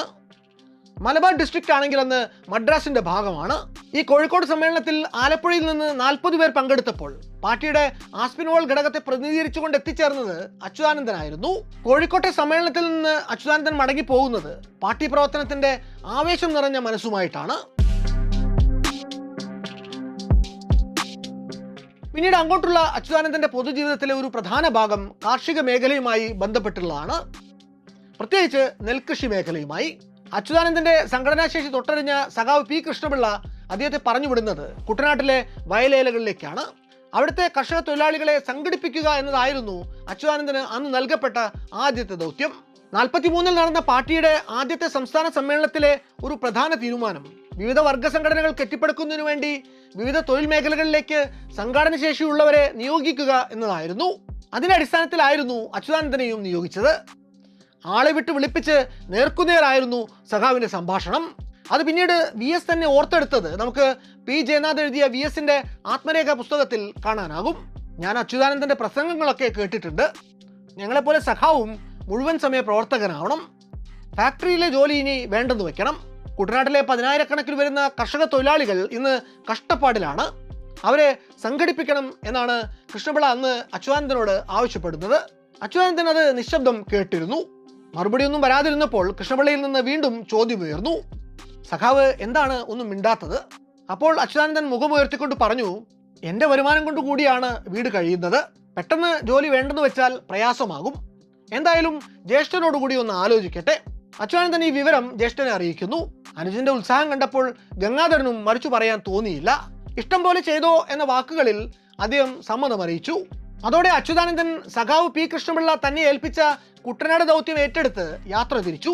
തൻ്റെ ട്രേഡ് യൂണിയൻ പ്രവർത്തനങ്ങളെ അന്നോളം അവൻ നിറഞ്ഞാടിയിരുന്ന കയർ ഫാക്ടറി മേഖലയിൽ നിന്ന് പറിച്ചെടുത്ത് 43 പകുതിയോടെ അദ്ദേഹം കുട്ടനാട്ടെ വിശാലമായ കൃഷിഭൂമികളിലേക്ക് മാറ്റി നട്ടു. അന്നത്തെ കുട്ടനാട് ഇന്നത്തെക്കാൾ വിശാലമാണ്. ഇന്നത്തെ ആലപ്പുഴ, കോട്ടയം, പത്തനംതിട്ട ജില്ലകളിൽ കൂടി ഉൾപ്പെട്ട് കിടക്കുന്ന പ്രദേശങ്ങൾ ചേർന്ന് 80ഓളം വില്ലേജുകൾ ഉൾപ്പെട്ട ഏതാണ്ട് 900 ചതുരശ്ര കിലോമീറ്റർ വിസ്താരത്തിൽ പരന്നു കിടക്കുന്ന ഒരു കൃഷിഭൂമിയാണ്. ഈ ഭൂമി അത്രയും അന്ന് ഏതാനും ജന്മികളുടെ മാത്രം വകയാണ്. പാടങ്ങളിൽ കൃഷിപ്പണി മുഴുവൻ ചെയ്തിരുന്നത് ഈഴവരും പുലയരും അടക്കമുള്ള താഴ്ന്ന ജാതിക്കാരും. നായർ, ക്രിസ്ത്യാനി തുടങ്ങിയ വിഭാഗക്കാർ അന്നത്തെ ജന്മിമാരുടെ ആശ്രിതരോ പാട്ടക്കാരോ കാര്യസ്ഥന്മാരോ ഒക്കെ ആയിരുന്നു. പാവപ്പെട്ട താണജാതിക്കാരെ കൊണ്ട് ചേറിൽ പണിയെടുപ്പിക്കുക മാത്രമായിരുന്നു അവരുടെ ജോലി. ചുരുക്കത്തിൽ അന്നത്തെ കുട്ടനാട്ടിലെ ജനസംഖ്യയുടെ പാതിയിലധികം വരുന്ന അധസ്ഥിതരായിട്ടുള്ള തൊഴിലാളികൾ മാത്രമായിരുന്നു ഈ കൃഷിയിടങ്ങളിൽ അധ്വാനിച്ചിരുന്നത്. ഈ അധ്വാനികളുടെ സ്ഥിതി വളരെ കഷ്ടമായിരുന്നു. കഷ്ടമെന്ന് പറഞ്ഞാൽ നിലമുഴുന്ന പോത്തുകളെക്കാൾ കഷ്ടം. എന്നാൽ അതിനേക്കാൾ ദയനീയമായിട്ടുള്ള മറ്റൊരു കാര്യം, തങ്ങളുടെ ഈ അടിമത്ത സമാനമായിട്ടുള്ള സാഹചര്യങ്ങൾ മാറേണ്ടതാണ് എന്ന ബോധമൊന്നും അവരിൽ ആർക്കും ഉണ്ടായിരുന്നില്ല എന്നുള്ളതാണ്. തങ്ങളുടെ ജന്മനിയോഗം തന്നെ ഇങ്ങനെ ജീവിച്ചു മരിക്കാനാണ് എന്ന അന്ധവിശ്വാസത്തിലാണ് അവർ പുലർന്നിരുന്നത്. ഇവരെ ആത്മാഭിമാനവും പൗരബോധവുമുള്ള മനുഷ്യരാക്കുക എന്നതായിരുന്നു പാർട്ടി അന്ന് കുട്ടനാട്ടിലെ കർഷക തൊഴിലാളികളെ സംഘടിപ്പിച്ച് ഒരു യൂണിയൻ ഉണ്ടാക്കാൻ വേണ്ടി പറഞ്ഞുവിട്ട അച്യുതാനന്ദൻ അടങ്ങുന്ന സംഘത്തിന്റെ നിയോഗം. അവരെ വർഗബോധമുള്ള തൊഴിലാളികളാക്കുക, അവകാശ പോരാളികളാക്കുക, സർവോപരി കമ്മ്യൂണിസ്റ്റുകാരാക്കുക. കയർ തൊഴിലാളികൾ 1922 മുതൽക്ക് തന്നെ സംഘടിതരായിരുന്നു. എന്നാൽ കാർഷിക രംഗത്തെ സ്ഥിതി അതായിരുന്നില്ല. മലബാറിൽ അപ്പോഴേക്കും കർഷക തൊഴിലാളികൾ സംഘടിച്ചു തുടങ്ങിയിരുന്നു. പക്ഷേ കൊച്ചി, തിരുവിതാംകൂർ മേഖലയിലെ നെൽവയലുകളിലേക്ക് അപ്പോഴും ആ കാറ്റ് വീശി തുടങ്ങിയിരുന്നില്ല. അങ്ങനെ ഒരു ചരിത്ര ദൗത്യത്തിനാണ് അന്ന് സഖാവ് കൃഷ്ണപിള്ള അച്യുതാനന്ദനെയും സംഘത്തെയും നിയോഗിക്കുന്നത്. 13 മണിക്കൂർ വരെ ജോലി ചെയ്താൽ അന്ന് പുന്നപ്ര, പറവൂർ പ്രദേശങ്ങളിലെ പെണ്ണുങ്ങൾക്ക് കൂലിയായി കിട്ടിയിരുന്നത് ഇടങ്ങഴി നെല്ല് മാത്രമാണ്. അതുതന്നെ കള്ളനാഴിയിൽ അളന്ന് കിട്ടേണ്ടതിന്റെ പാതി മാത്രമേ കിട്ടുകയുള്ളൂ. അന്ന് നാട്ടിലെ 10-20 പെൺതൊഴിലാളികളെ സംഘടിപ്പിച്ചുകൊണ്ട് അച്യുതാനന്ദൻ നടത്തിയ പ്രകടനമാണ് അവിടുത്തെ കൂലി കൂട്ടുന്നതിലേക്കും ഈ കള്ളനാഴി സമ്പ്രദായം മാറ്റുന്നതിലേക്കുമൊക്കെ കൊണ്ടുവന്നെത്തിക്കുന്നത്. പുന്നപ്രയിലെ വിജയം ആലപ്പുഴയിലെ പള്ളാത്തുരുത്തിയിലും ചലനമുണ്ടാക്കി. എന്നാൽ കൂലി കൂട്ടി ചോദിച്ച തൊഴിലാളികളെ ജന്മിമാർ നേരിട്ടത് ഗുണ്ടകളെ ഇറക്കിയായിരുന്നു. അതൊടുവിൽ സംഘടനത്തിൽ കലാശിച്ചു. വിഷയത്തിൽ ഇടപെടുന്ന അച്യുതാനന്ദൻ അവിടുത്തെ തൊഴിലാളികളെയൊക്കെ സംഘടിപ്പിച്ച് ഔപചാരികമായി രജിസ്റ്റർ ചെയ്തതാണ് തിരുവിതാംകൂർ കർഷക തൊഴിലാളി യൂണിയൻ. പിന്നീട് കേരളമാകെ പടർന്നു പിടിച്ച പ്രസ്ഥാനമായ KSKTUവിന്റെ മാതൃസംഘടന. അച്യുതാനന്ദന്റെയും സംഘത്തിന്റെയും ഉത്സാഹത്തിൽ മാസങ്ങൾക്കുള്ളിൽ തന്നെ കുട്ടനാട്ടിലെ 1 ഡസനിലേറെ പ്രദേശങ്ങളിൽ കർഷക തൊഴിലാളി യൂണിയനുകൾ രൂപീകൃതമായി. സജീവമായ നിരവധി പ്രസംഗങ്ങൾ, അംഗങ്ങളെ രാഷ്ട്രീയമായി ബോധവൽക്കരിക്കാനുള്ള ക്ലാസുകൾ, അവരുമായി നേർക്കുനേർ തുടർച്ചയായ സംഭാഷണങ്ങൾ എന്നിവയിലൂടെ അച്യുതാനന്ദൻ ഒരു നേതാവ് എന്ന നിലയിൽ അവരുടെ മനസ്സിൽ ഇടം പിടിച്ചു. കുട്ടനാട്ടിലെ കർഷക തൊഴിലാളികളെ പരസ്പരം സഖാവ് എന്ന് അഭിസംബോധന ചെയ്യാൻ പ്രേരിപ്പിക്കുന്നത് അച്യുതാനന്ദനാണ്. ആ വാക്കിന്റെ അർത്ഥവ്യാപ്തിയെക്കുറിച്ച് അദ്ദേഹം അവർക്ക് ഹൃദയസ്പർശിയായി വിവരിച്ചു കൊടുത്തു. കാൾമാർക്സിനെയും P. കൃഷ്ണപിള്ളയെയും EMSനെയും AKGയും ഒക്കെ കുട്ടനാട്ടുകാർ വേണ്ട പോലെ അറിയുന്നത് അന്ന് VS നടത്തിയ സരസമായ പ്രസംഗങ്ങളിലൂടെയാണ്. 7ാം ക്ലാസ്സിൽ പഠിപ്പ് നിർത്തേണ്ടി വന്ന നാൾ മുതൽക്ക് തന്നെ തുടർന്നു വന്നിരുന്ന, കയ്യിൽ കിട്ടുന്ന എന്തു തന്നെ ആയാലും വായിക്കുന്ന ശീലം ഈ പ്രസംഗങ്ങളെ കാര്യമാത്ര പ്രസക്തമാക്കാൻ അദ്ദേഹത്തെ സഹായിച്ചു. കുട്ടനാട്ടിലെ കർഷക തൊഴിലാളികളുടെ പ്രാഥമികമായ അവകാശങ്ങൾക്ക് വേണ്ടി യൂണിയൻ നടത്തിയ സമരങ്ങൾ അന്ന് വിജയം കണ്ടു. സമര വിജയത്തിന് ശേഷം നടന്ന വമ്പിച്ച ജാഥയിൽ 100 കണക്കിന് കർഷക തൊഴിലാളികൾ അന്ന് അണിചേർന്നു. പങ്കെടുത്ത സ്ത്രീകളുടെ എണ്ണത്തിലും കാര്യമായ വർധനവുണ്ടായി. പേഷ്കാരുടെ കളത്തിൽ സംഘടിപ്പിച്ച പൊതുയോഗത്തിൽ വേദി ഉയർന്നു. കൊയ്തിട്ട പാടത്ത് വരമ്പത്തും കളത്തിലുമായി തൊഴിലാളികൾ പ്രസംഗം കേൾക്കാൻ തടിച്ചുകൂടി. അച്യുതാനന്ദൻ പ്രസംഗിക്കാൻ എഴുന്നേറ്റതും കടലിരമ്പും പോലെ കയ്യടി ശബ്ദമുയർന്നു. VS കൈയുയർത്തിയതോടെ എല്ലാം ശാന്തമായി. പതിഞ്ഞ താളത്തിൽ അദ്ദേഹം തന്റെ പ്രസംഗം ആരംഭിച്ചു. നമ്മൾ വിജയിച്ചിരിക്കുകയാണ്. പക്ഷെ നമ്മുടെ അവകാശങ്ങൾ ഇതിനെല്ലാം അപ്പുറമാണ്. അവയെല്ലാം പടിപടിയായി നാം നേടിയെടുക്കണം. ആരുമൊന്നും സ്വമേധയാ തരുമെന്ന് നിങ്ങൾ ധരിക്കേണ്ട. സമരം ചെയ്തു തന്നെ നേടിയെടുക്കണം. ഒന്നു മാത്രം ഓർക്കുക, ഇവിടെ ആരും തമ്പ്രാക്കളല്ല, ആരും ആരുടെയും അടിയാനുമല്ല. തമ്പ്രാൻ വിളിയും അടിയൻ ചൊല്ലുമെല്ലാം ഇന്നോടെ നിർത്തിക്കൊള്ളണം. നിങ്ങളാണ് നെല്ലുണ്ടാക്കുന്നത്, അതുകൊണ്ട് നിങ്ങൾ തന്നെയാണ് വലിയവർ. നാളെ മുതൽ ജോലി തുടങ്ങണം, ഉഷാറായി ജോലി ചെയ്യണം എന്നിങ്ങനെ VS കത്തിക്കയറിയപ്പോൾ കണ്ടിരുന്ന തൊഴിലാളികൾ ആവേശഭരിതരായി ആർത്തു വിളിച്ചു. കുട്ടനാട്ടിലെ കർഷക തൊഴിലാളികളെ വിജയകരമായി സംഘടിപ്പിച്ചതിനു പിന്നാലെ പാർട്ടിയിൽ നിന്ന് അപ്രതീക്ഷിതമായ പുതിയ തീരുമാനമെത്തി. VSനെ കുട്ടനാട്ടിൽ നിന്ന് പിൻവലിക്കുക. ആലപ്പുഴയിൽ കേന്ദ്രീകരിച്ച് വേണം ഇനിയുള്ള പ്രവർത്തനം. സ്വാതന്ത്ര്യ സമരം ശക്തിപ്പെടുകയാണ്. തിരുവിതാംകൂറിൽ ഉത്തരവാദിത്ത ഭരണ പ്രശ്നം ഉയർന്നു വരുന്നു. തൊഴിലാളികളുടെ വിവിധ ആവശ്യങ്ങൾ ഉന്നയിച്ച് തിരുവിതാംകൂർ ട്രേഡ് യൂണിയൻ സമരത്തിലേക്ക് കടക്കുകയാണ്. ഈ സാഹചര്യത്തിൽ ആലപ്പുഴയിലും ട്രേഡ് യൂണിയൻ പ്രവർത്തനം ശക്തിപ്പെടുത്തേണ്ടതുണ്ട്. അതിനായി VS ആലപ്പുഴയിൽ തുടരണമെന്ന് സഖാവ് കൃഷ്ണപിള്ളയുടെ നിർദ്ദേശം വരുമ്പോൾ അതിനകം കുട്ടനാട്ടിലെ തൊഴിലാളി സഖാക്കളോട്, അവിടുത്തെ പാവപ്പെട്ട ജനങ്ങളോട് വല്ലാത്തൊരു ഹൃദയബന്ധം തന്നെ രൂപപ്പെട്ടിരുന്നു അച്യുതാനന്ദന്. വേർപിരിയാൻ വിഷമകരമായ ഒരടുപ്പം, വെട്ടിമുറിച്ച് പോരേണ്ടി വരുമ്പോഴുള്ള അസ്വസ്ഥത, ഇതൊക്കെയും വി എസിനെ അന്ന് അലട്ടി. എന്നിരുന്നാലും പാർട്ടി ഏൽപ്പിച്ച ഉത്തരവാദിത്തം ഏറ്റെടുത്ത് വി എസ് ആലപ്പുഴയ്ക്ക് പോന്നു. ആലപ്പുഴയിൽ വി എസ് ശ്രദ്ധ കേന്ദ്രീകരിച്ചത് അവിടുത്തെ മത്സ്യത്തൊഴിലാളികൾക്കിടയിലായിരുന്നു. കൊടിയ ദുരിതത്തിലായിരുന്നു അവിടുത്തെ മീൻപിടുത്ത തൊഴിലാളികൾ. പകലന്തിയോളം പണിയെടുത്താലും കുടുംബം പോറ്റാനുള്ള വക കിട്ടുകയില്ലായിരുന്നു എന്നതാണ് പ്രധാന ജീവിത പ്രശ്നം. കടലിൽ പോയി കിട്ടുന്ന മത്സ്യത്തിൽ വള്ളപ്പങ്ക്, വലപ്പങ്ക്, ഓടുപായപ്പങ്ക്, ഉപകരണപ്പങ്ക്, കരപ്പങ്ക്, അരപ്പങ്ക്, നേർച്ചപ്പങ്ക് എന്നിങ്ങനെ പലതും കിഴിച്ചുള്ളതേ കഷ്ടപ്പെട്ട് കടലിൽ പോയി വരുന്നവർക്ക് കിട്ടുകയുള്ളൂ. അവിടെയും അമരക്കാരൻ്റെ കൂടി പങ്ക് കഴിഞ്ഞ് മറ്റു തൊഴിലാളികൾക്ക് എന്തെങ്കിലും കിട്ടൂ. ചുരുക്കത്തിൽ പല ദിവസങ്ങളിലും കയ്യും വീശി കുടിയിലേക്ക് മടങ്ങേണ്ട ദുരവസ്ഥയാണ്. ആലപ്പുഴയിൽ എത്തിയ പാടെ വി എസ് തൊഴിലാളികളെ സംഘടിപ്പിക്കാനിറങ്ങി. 5-6 കുടുംബങ്ങളെ കേന്ദ്രീകരിച്ചുകൊണ്ട് ചെറു യോഗങ്ങൾ സംഘടിപ്പിച്ചു. തൊഴിലാളികളെ മാത്രമല്ല, അവരുടെ കുടുംബാംഗങ്ങളെയും പാർട്ടി അനുഭാവികളാക്കി മാറ്റി. അവരെ ബോധവൽക്കരിച്ചു. തുറയിലെ പ്രശ്നങ്ങളിൽ പാർട്ടി ഇടപെട്ടു. സൈമൺ ആശാനും വി എസും ചേർന്ന് പുന്നപ്ര തീരത്തെ പ്രധാന സംഘടിത ശക്തികളിലൊന്നായി മത്സ്യത്തൊഴിലാളി യൂണിയനെ വളർത്തിയെടുത്തു. അങ്ങനെ ഇരിക്കെ നടന്ന തെക്കേ തുണ്ടിയിൽ കുട്ടന്റെ മരണം മറ്റൊരു പ്രധാന വഴിത്തിരിവായി. ചെത്തുതൊഴിലാളിയായിരുന്നു കുട്ടൻ. ഭാര്യയും 3 കുട്ടികളുമുണ്ട്. ഭാര്യ മീൻ കുട്ടയിൽ കൊണ്ടുനടന്നു വിൽക്കും. ഒരു ദിവസം ഈ കുട്ടൻ തെങ്ങിൽ നിന്നും വീണു മരിച്ചു. കുട്ടന്റെ ശവദാഹം നടത്താൻ ജന്മി സമ്മതിക്കുന്നില്ല എന്ന വിവരം സൈമണാശാൻ വഴിക്കാണ് വി എസ് അറിയുന്നത്. കുറച്ച് പ്രവർത്തകരെയും കൂട്ടി വീട്ടിൽ ചെല്ലുന്ന വി എസ് പിടിച്ചുപിടിയാലെ മുന്നിൽ നിന്ന് ആ ശവസംസ്കാരം നടത്തിച്ചു.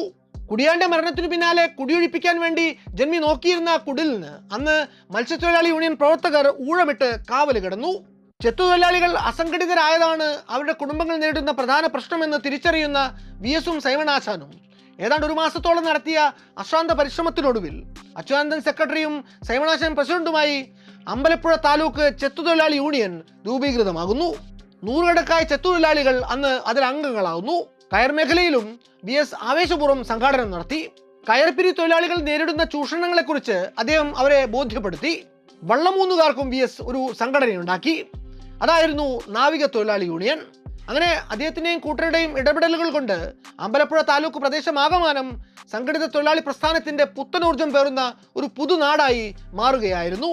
അവിടുത്തെ ജനങ്ങൾ തങ്ങളുടെ അടിമ മനോഭാവത്തെ കുടഞ്ഞെറിഞ്ഞു. അവകാശബോധത്തിന്റെ പുത്തനുണർവ് അവരെ ആവേശിച്ചു. തൊഴിലാളി വർഗ സംസ്കാരത്തോടൊപ്പം ദേശസ്നേഹത്തിന്റെ അലയൊലികൾ കൂടി അവിടെ ഉണ്ടായപ്പോൾ അത് വഴിമരുന്നിട്ടത് കുറെ കൂടി വലിയ മറ്റൊരു സമരത്തിനാണ്. അങ്ങനെ വി എസിന്റെയും സംഘത്തിന്റെയും ഒത്തുചേർന്നുള്ള പ്രവർത്തനങ്ങളുടെ ഫലമായി തിരുവിതാംകൂറിൽ അമ്പലപ്പുഴ, ചേർത്തല താലൂക്കുകളിൽ കമ്മ്യൂണിസ്റ്റ് പാർട്ടിയും അതിന്റെ ട്രേഡ് യൂണിയനുകളും ശക്തിപ്പെടുന്നു. തൊഴിലാളികൾ സംഘടിതരാകുന്നതിൽ അസ്വസ്ഥരായിട്ടുള്ള ജന്മിമാരും മുതലാളിമാരും എങ്ങനെയും അവരുടെ ഐക്യത്തെ തകർക്കാൻ ലക്ഷ്യമിട്ട് നീങ്ങിക്കൊണ്ടിരുന്നു. യൂണിയൻ നേതാക്കളെ ഗുണ്ടകളെ വിട്ട് മർദ്ദിക്കുക, അവർക്കെതിരെ പോലീസിൽ സ്വാധീനം ചെലുത്തി കള്ളക്കേസുകൾ എടുപ്പിക്കുക, അങ്ങനെ പലതുമുണ്ടായി. പുന്നപ്ര പ്രദേശത്ത് വി എസിനെ അവർ പ്രത്യേകം നോട്ടമിട്ടിരുന്നു. ഗുണ്ടകളും പോലീസുകാരും വന്ന് വേട്ടക്കാരെ പോലെ വി എസിന് പിന്നാലെ കൂടി. അതുകൊണ്ട് തന്നെ അദ്ദേഹത്തിന് ഭാഗികമായെങ്കിലും അന്ന് ഒളിവിൽ പ്രവർത്തിക്കേണ്ടി വന്നു. എന്തു വന്നാലും പിടികൊടുക്കരുത്, അകത്തു പോകരുത് എന്ന് പാർട്ടിയിൽ നിന്ന് പ്രത്യേക നിർദ്ദേശമുണ്ടായിരുന്നു. ഇതിനിടയ്ക്ക് ഉത്തരവാദ ഭരണത്തിനായിട്ടുള്ള പ്രക്ഷോഭം അതിന്റെ പരമകാഷ്ഠയിലെത്തി. അതിന്റെ ബഹളങ്ങൾ നടന്നുകൊണ്ടിരിക്കുമ്പോൾ 1946 ജനുവരി 16-ാം തീയതി ദിവാൻ CP Ramaswami Iyer American model ഭരണ സമ്പ്രദായം പ്രഖ്യാപിച്ചു. രാജാവ് പേരിനു മാത്രം തലപ്പത്ത്, മുഴുവൻ അധികാരവും ദിവാന്. ചുരുക്കി പറഞ്ഞാൽ ദിവാന്റെ ഏകാധിപത്യമായിരുന്നു വരാനിരുന്നത്. സ്റ്റേറ്റ് കോൺഗ്രസിലെ പട്ടം താണുപിള്ള ഗ്രൂപ്പ് ദിവാന്റെ ഭരണപരിഷ്കാരങ്ങളെ അനുകൂലിക്കുന്ന നിലപാട് സ്വീകരിച്ചപ്പോൾ C കേശവൻ, കുമ്പളത്ത് ശങ്കുപിള്ള തുടങ്ങിയവർ അതിനെ നഖശികാന്തം എതിർത്തു. പക്ഷെ എന്നിട്ടും CPക്കെതിരായിട്ടുള്ള ഒരു തുറന്ന സമരത്തിന് അവരും തയ്യാറായില്ല. എന്നാൽ കമ്മ്യൂണിസ്റ്റ് പാർട്ടി തുറന്ന പോരാട്ടത്തിന് തന്നെ ഉറച്ചുകൊണ്ട് മുന്നോട്ട് പോയി. അമേരിക്കൻ മോഡൽ അറബിക്കടലിൽ എന്ന മുദ്രാവാക്യം അന്ന് തിരുവിതാംകൂറിൽ ദിക്കുപൊട്ടുമാർ ഉച്ചത്തിൽ മുഴങ്ങിക്കേട്ടു. ഐതിഹാസികമായൊരു ജനകീയ പോരാട്ടത്തിന്റെ കാഹളമായിരുന്നു അത്. ആ പോരാട്ടത്തിന്റെ പ്രധാന സംഘാടകരിൽ ഒരാളായിരുന്നു അന്ന് വി എസ് അച്യുതാനന്ദനും. പാർട്ടിയുടെ നിർദ്ദേശപ്രകാരം അന്ന് Thiruvithamkoor trade union council committee ചേർന്നപ്പോൾ വി എസും അതിൽ സംബന്ധിക്കുന്നുണ്ട്. 27 ആവശ്യങ്ങൾ ദിവാന് അവർ പത്രികയായി നൽകി. ദിവാൻ പാർട്ടിക്കാരെ ചർച്ചയ്ക്ക് വിളിച്ചു. ആ കൂടിയാലോചന അലസിയതിന് പിന്നാലെ കമ്മ്യൂണിസ്റ്റ് പാർട്ടിയും ട്രേഡ് യൂണിയനും ഒക്ടോബർ 22 മുതൽക്ക് അനിശ്ചിതകാല സമരം പ്രഖ്യാപിക്കുന്നു. അതിനെ അടിച്ചമർത്താൻ വേണ്ടി CPയുടെ പട്ടാളം മേനാശ്ശേരിയിലും ഒളതലയിലും ഒടുവിൽ വയലാറിലും നടത്തിയ നരമേധമാണ് പുന്നപ്ര വയലാർ എന്ന പേരിൽ ചരിത്രത്തിൽ അറിയപ്പെടുന്നത്. ആ ഐതിഹാസിക പോരാട്ടത്തെക്കുറിച്ച് വല്ലാത്തൊരു കഥയുടെ പുന്നപ്ര വയലാർ എപ്പിസോഡിൽ നമുക്ക് വിശദമായി തന്നെ അറിയാനാകും. പുന്നപ്ര വയലാർ നരമേധങ്ങൾ നടന്നതിൻ്റെ തൊട്ടടുത്ത ദിവസം, അതായത് 1946 ഒക്ടോബർ 28-നാണ് ആ ദിവസങ്ങളിലൊക്കെ ഒളിവിൽ കഴിയുകയായിരുന്ന VS അച്യുതാനന്ദൻ ഏറെ യാദൃച്ഛികമായി പൂഞ്ഞാറിൽ വെച്ച് പോലീസ് പിടിയിലാകപ്പെടുന്നത്. ഇതേപ്പറ്റി VSന്റെ ആത്മരേഖാ പുസ്തകത്തിൽ വിശദമായി തന്നെ വർണ്ണിക്കുന്നുണ്ട്. അതിങ്ങനെയാണ്: കുളി കഴിഞ്ഞ് മടങ്ങുകയായിരുന്നു. വെളിച്ചം പരന്നിട്ടില്ല. ആരോ ചുമലിൽ കൈവച്ചത് അറിഞ്ഞാണ് തിരിഞ്ഞു നോക്കിയത്. അച്യുതാനന്ദൻ അല്ലേ എന്ന് അപരിചിതന്റെ ചോദ്യം. VS മിണ്ടിയില്ല. കൈ തോളത്തുനിന്ന് പിടിച്ചുമാറ്റി നടക്കാൻ ഒരുങ്ങിയപ്പോൾ അയാൾ വട്ടം പിടിച്ചു. ഒപ്പം വിസിൽ മുഴക്കവും. നിമിഷങ്ങൾക്കകം VS പോലീസിന്റെ വലയത്തിലായി. പാലാ പോലീസ് ലോക്കപ്പിനുള്ളിലേക്ക് തള്ളിയിടുകയായിരുന്നു അന്ന് VSനെ. പുന്നപ്ര പോലീസ് സ്റ്റേഷനിൽ ഉണ്ടായിരുന്ന CID വാസുപിള്ള എന്നൊരു രഹസ്യ പോലീസുകാരൻ അവിടെ ഉണ്ടായിരുന്നു. VSനും അയാൾക്കും പരസ്പരം നന്നായി അറിയാം. വാസുപിള്ള കടന്നു വന്നു. ഇവൻ തന്നെ അച്യുതാനന്ദൻ എന്ന് അയാൾ സാക്ഷ്യം പറഞ്ഞു. അതിനു പിന്നാലെ നടുവിന് ചവിട്ടേറ്റതും മുഖമടച്ചു വീണതും ഒരുമിച്ചായിരുന്നു. അവിടെ ഉണ്ടായിരുന്ന പോലീസുകാർ ആവുന്നത്ര നേരം മാറി മാറി മർദ്ദിച്ചു. മണിക്കൂറുകൾ നീണ്ട കൊടിയ മർദ്ദനം. VS അവശനായി നിലം പറ്റിക്കിടന്നു. എന്നാൽ അത്രയും നേരം മർദ്ദനമേറ്റിട്ടും കൂസലില്ല എന്ന് കണ്ടതോടെ പോലീസുകാരുടെ പ്രതികാര ബുദ്ധി ഇരട്ടിച്ചു. 4 പോലീസുകാർ ചേർന്ന് VSനെ പൊക്കിയെടുത്ത് ലോക്കപ്പിൽ കാൽപാദങ്ങൾ അഴിക്കുള്ളിലൂടെ കടത്തിവെച്ച് ചക്രക്കയർ കൊണ്ട് 2 ഭാഗത്തും വരിഞ്ഞു കെട്ടി. ശേഷം 2 പോലീസുകാർ കാൽവെള്ളയിൽ ലാത്തി കൊണ്ട് മാറി മാറി അടിച്ചുകൊണ്ടിരുന്നു. EMS അടക്കമുള്ള നേതാക്കളുടെ പേര് പറഞ്ഞ് അവരെവിടെയെന്ന് ചോദിച്ചുകൊണ്ടായിരുന്നു മർദ്ദനം. കാലിനല്ലേ അടി, കാലിനോട് ചോദിക്കൂ എന്ന് ദീനസ്വരത്തിലാണെങ്കിലും VSന്റെ മറുപടി. പിന്നാലെ നെഞ്ചിലിടി, വയറ്റിൽ ചവിട്ട്. 4-5 പോലീസുകാരുടെ സംയുക്ത മർദ്ദന പരിപാടി വീണ്ടും തുടർന്നുപോയി. ഇതിനിടയിൽ തോക്കെടുത്തു വന്ന ഒരു പോലീസുകാരനെ മറ്റൊരാൾ വിലക്കി. വേണ്ട, വെടിവെക്കണ്ട, വെടിയൊന്നുമില്ല, കണ്ടോ കളിയെന്ന് തോക്കുധാരി പറഞ്ഞതും VSന്റെ ഇടത്തെ കാൽവെള്ളയിൽ ആ തോക്കിന്റെ ബയണറ്റ് കൊണ്ട് കുത്തിയിറക്കിയതും ഒരുമിച്ചായിരുന്നു. ജീവൻ പോകുന്ന മട്ടിൽ VSന്റെ അലർച്ച ആ ലോക്കപ്പിൽ മുഴങ്ങി. രക്തം കുടുകുടാ ചീറ്റി. നിമിഷ നേരം കൊണ്ട് ആ മുറി ഒരു രക്തക്കുളമായി. VS അബോധാവസ്ഥയിലാണ്ടു. കാഞ്ഞോടാ എന്ന് SIയുടെ ചോദ്യം. കാഞ്ഞെന്നാ തോന്നുന്നത് എന്നുത്തരം. പിന്നെ കുറെ നേരം ആ സ്റ്റേഷനിൽ നിശബ്ദതയാണ്. കുറ്റിക്കാട്ടിൽ കൊണ്ട് തള്ളാം, വേഗം ജീപ്പിറക്ക് എന്ന് മറ്റാരോ പറഞ്ഞു. ഉടനടി പോലീസ് ജീപ്പ് തയ്യാറായി. പോലീസുകാർ കാലിലെ കെട്ടുകൾ അഴിച്ചു. ഇതേ സമയത്ത് ലോക്കപ്പിൽ മറ്റൊരാൾ കൂടി ഉണ്ടായിരുന്നു. കള്ളൻ കോവാലൻ എന്ന ഒരു പ്രാദേശിക മോഷ്ടാവ്. അയാൾ ഒപ്പം ചെല്ലാമെന്നും കയറ്റാനും ഇറക്കാനും ഒക്കെ സഹായിക്കാമെന്നും ഒക്കെ പറഞ്ഞപ്പോൾ പോലീസുകാർ സമ്മതിച്ചു. VSനെ ജീപ്പിന്റെ സീറ്റിന് താഴെ ഒടിച്ചു മടക്കിയിട്ടു. ഉടുത്തിരുന്ന മുണ്ടഴിച്ച് 2 കാലുകളും ചുറ്റിക്കെട്ടി. ജീപ്പ് കുറച്ചു ദൂരം നീങ്ങിയപ്പോൾ കള്ളൻ കോവാലൻ വിളിച്ചു പറഞ്ഞു, സാറേ, അനക്കമുണ്ട്. നേരാണോടാ എന്ന് പോലീസിന്റെ ചോദ്യം. അതെ എന്ന് കള്ളൻ. സാറേ, ഇതിനെ ആശുപത്രിയിൽ കൊണ്ടിട്ടേക്കാം, ചത്താൽ അവർ നോക്കിക്കൊള്ളുമെന്ന് പോലീസ് ഏമാന്മാർക്ക് കള്ളൻ കോവാലൻ വക നിർദ്ദേശം. ഒടുവിൽ അത് തന്നെ യുക്തമെന്നോർത്ത് പോലീസ് വഴങ്ങുന്നു. VSനെ അവർ പാലാ ആശുപത്രിയിൽ എത്തിച്ചു. അവിടെ കള്ളൻ കോവാലിനെ കാവലേൽപ്പിച്ച് VSനെ അവിടെ ഇറക്കി പോലീസ് സ്ഥലം വിട്ടു.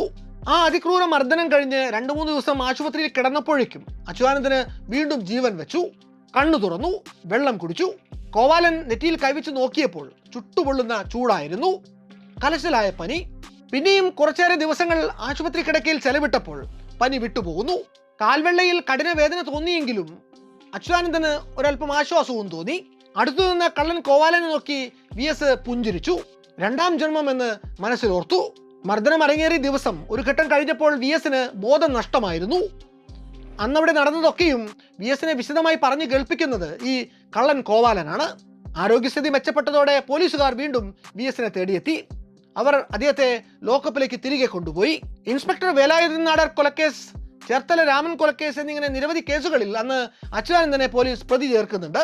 ആ കേസുകളിൽ VSനു വേണ്ടി ഹാജരാകുന്നത് പിൽക്കാലത്ത് കേരളത്തിന്റെ അഡ്വക്കേറ്റ് ജനറലായി മാറിയ അയ്യപ്പൻ വക്കീലായിരുന്നു. പുന്നപ്ര വയലാർ സമരങ്ങളുടെ പേരിൽ അന്ന് തിരുക്കൊച്ചി സർക്കാർ പിടികൂടി സെൻട്രൽ ജയിലിൽ അടച്ച 106 കമ്മ്യൂണിസ്റ്റുകാരിൽ ഒരാൾ. President number 8957 VS Achuthanandan.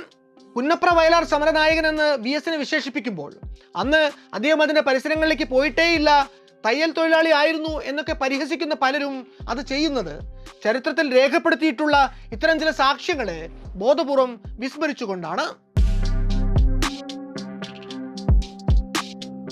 1947 August 15-ന് രാജ്യത്തിന് സ്വാതന്ത്ര്യം കിട്ടുമ്പോൾ VS ജയിലിലായിരുന്നു.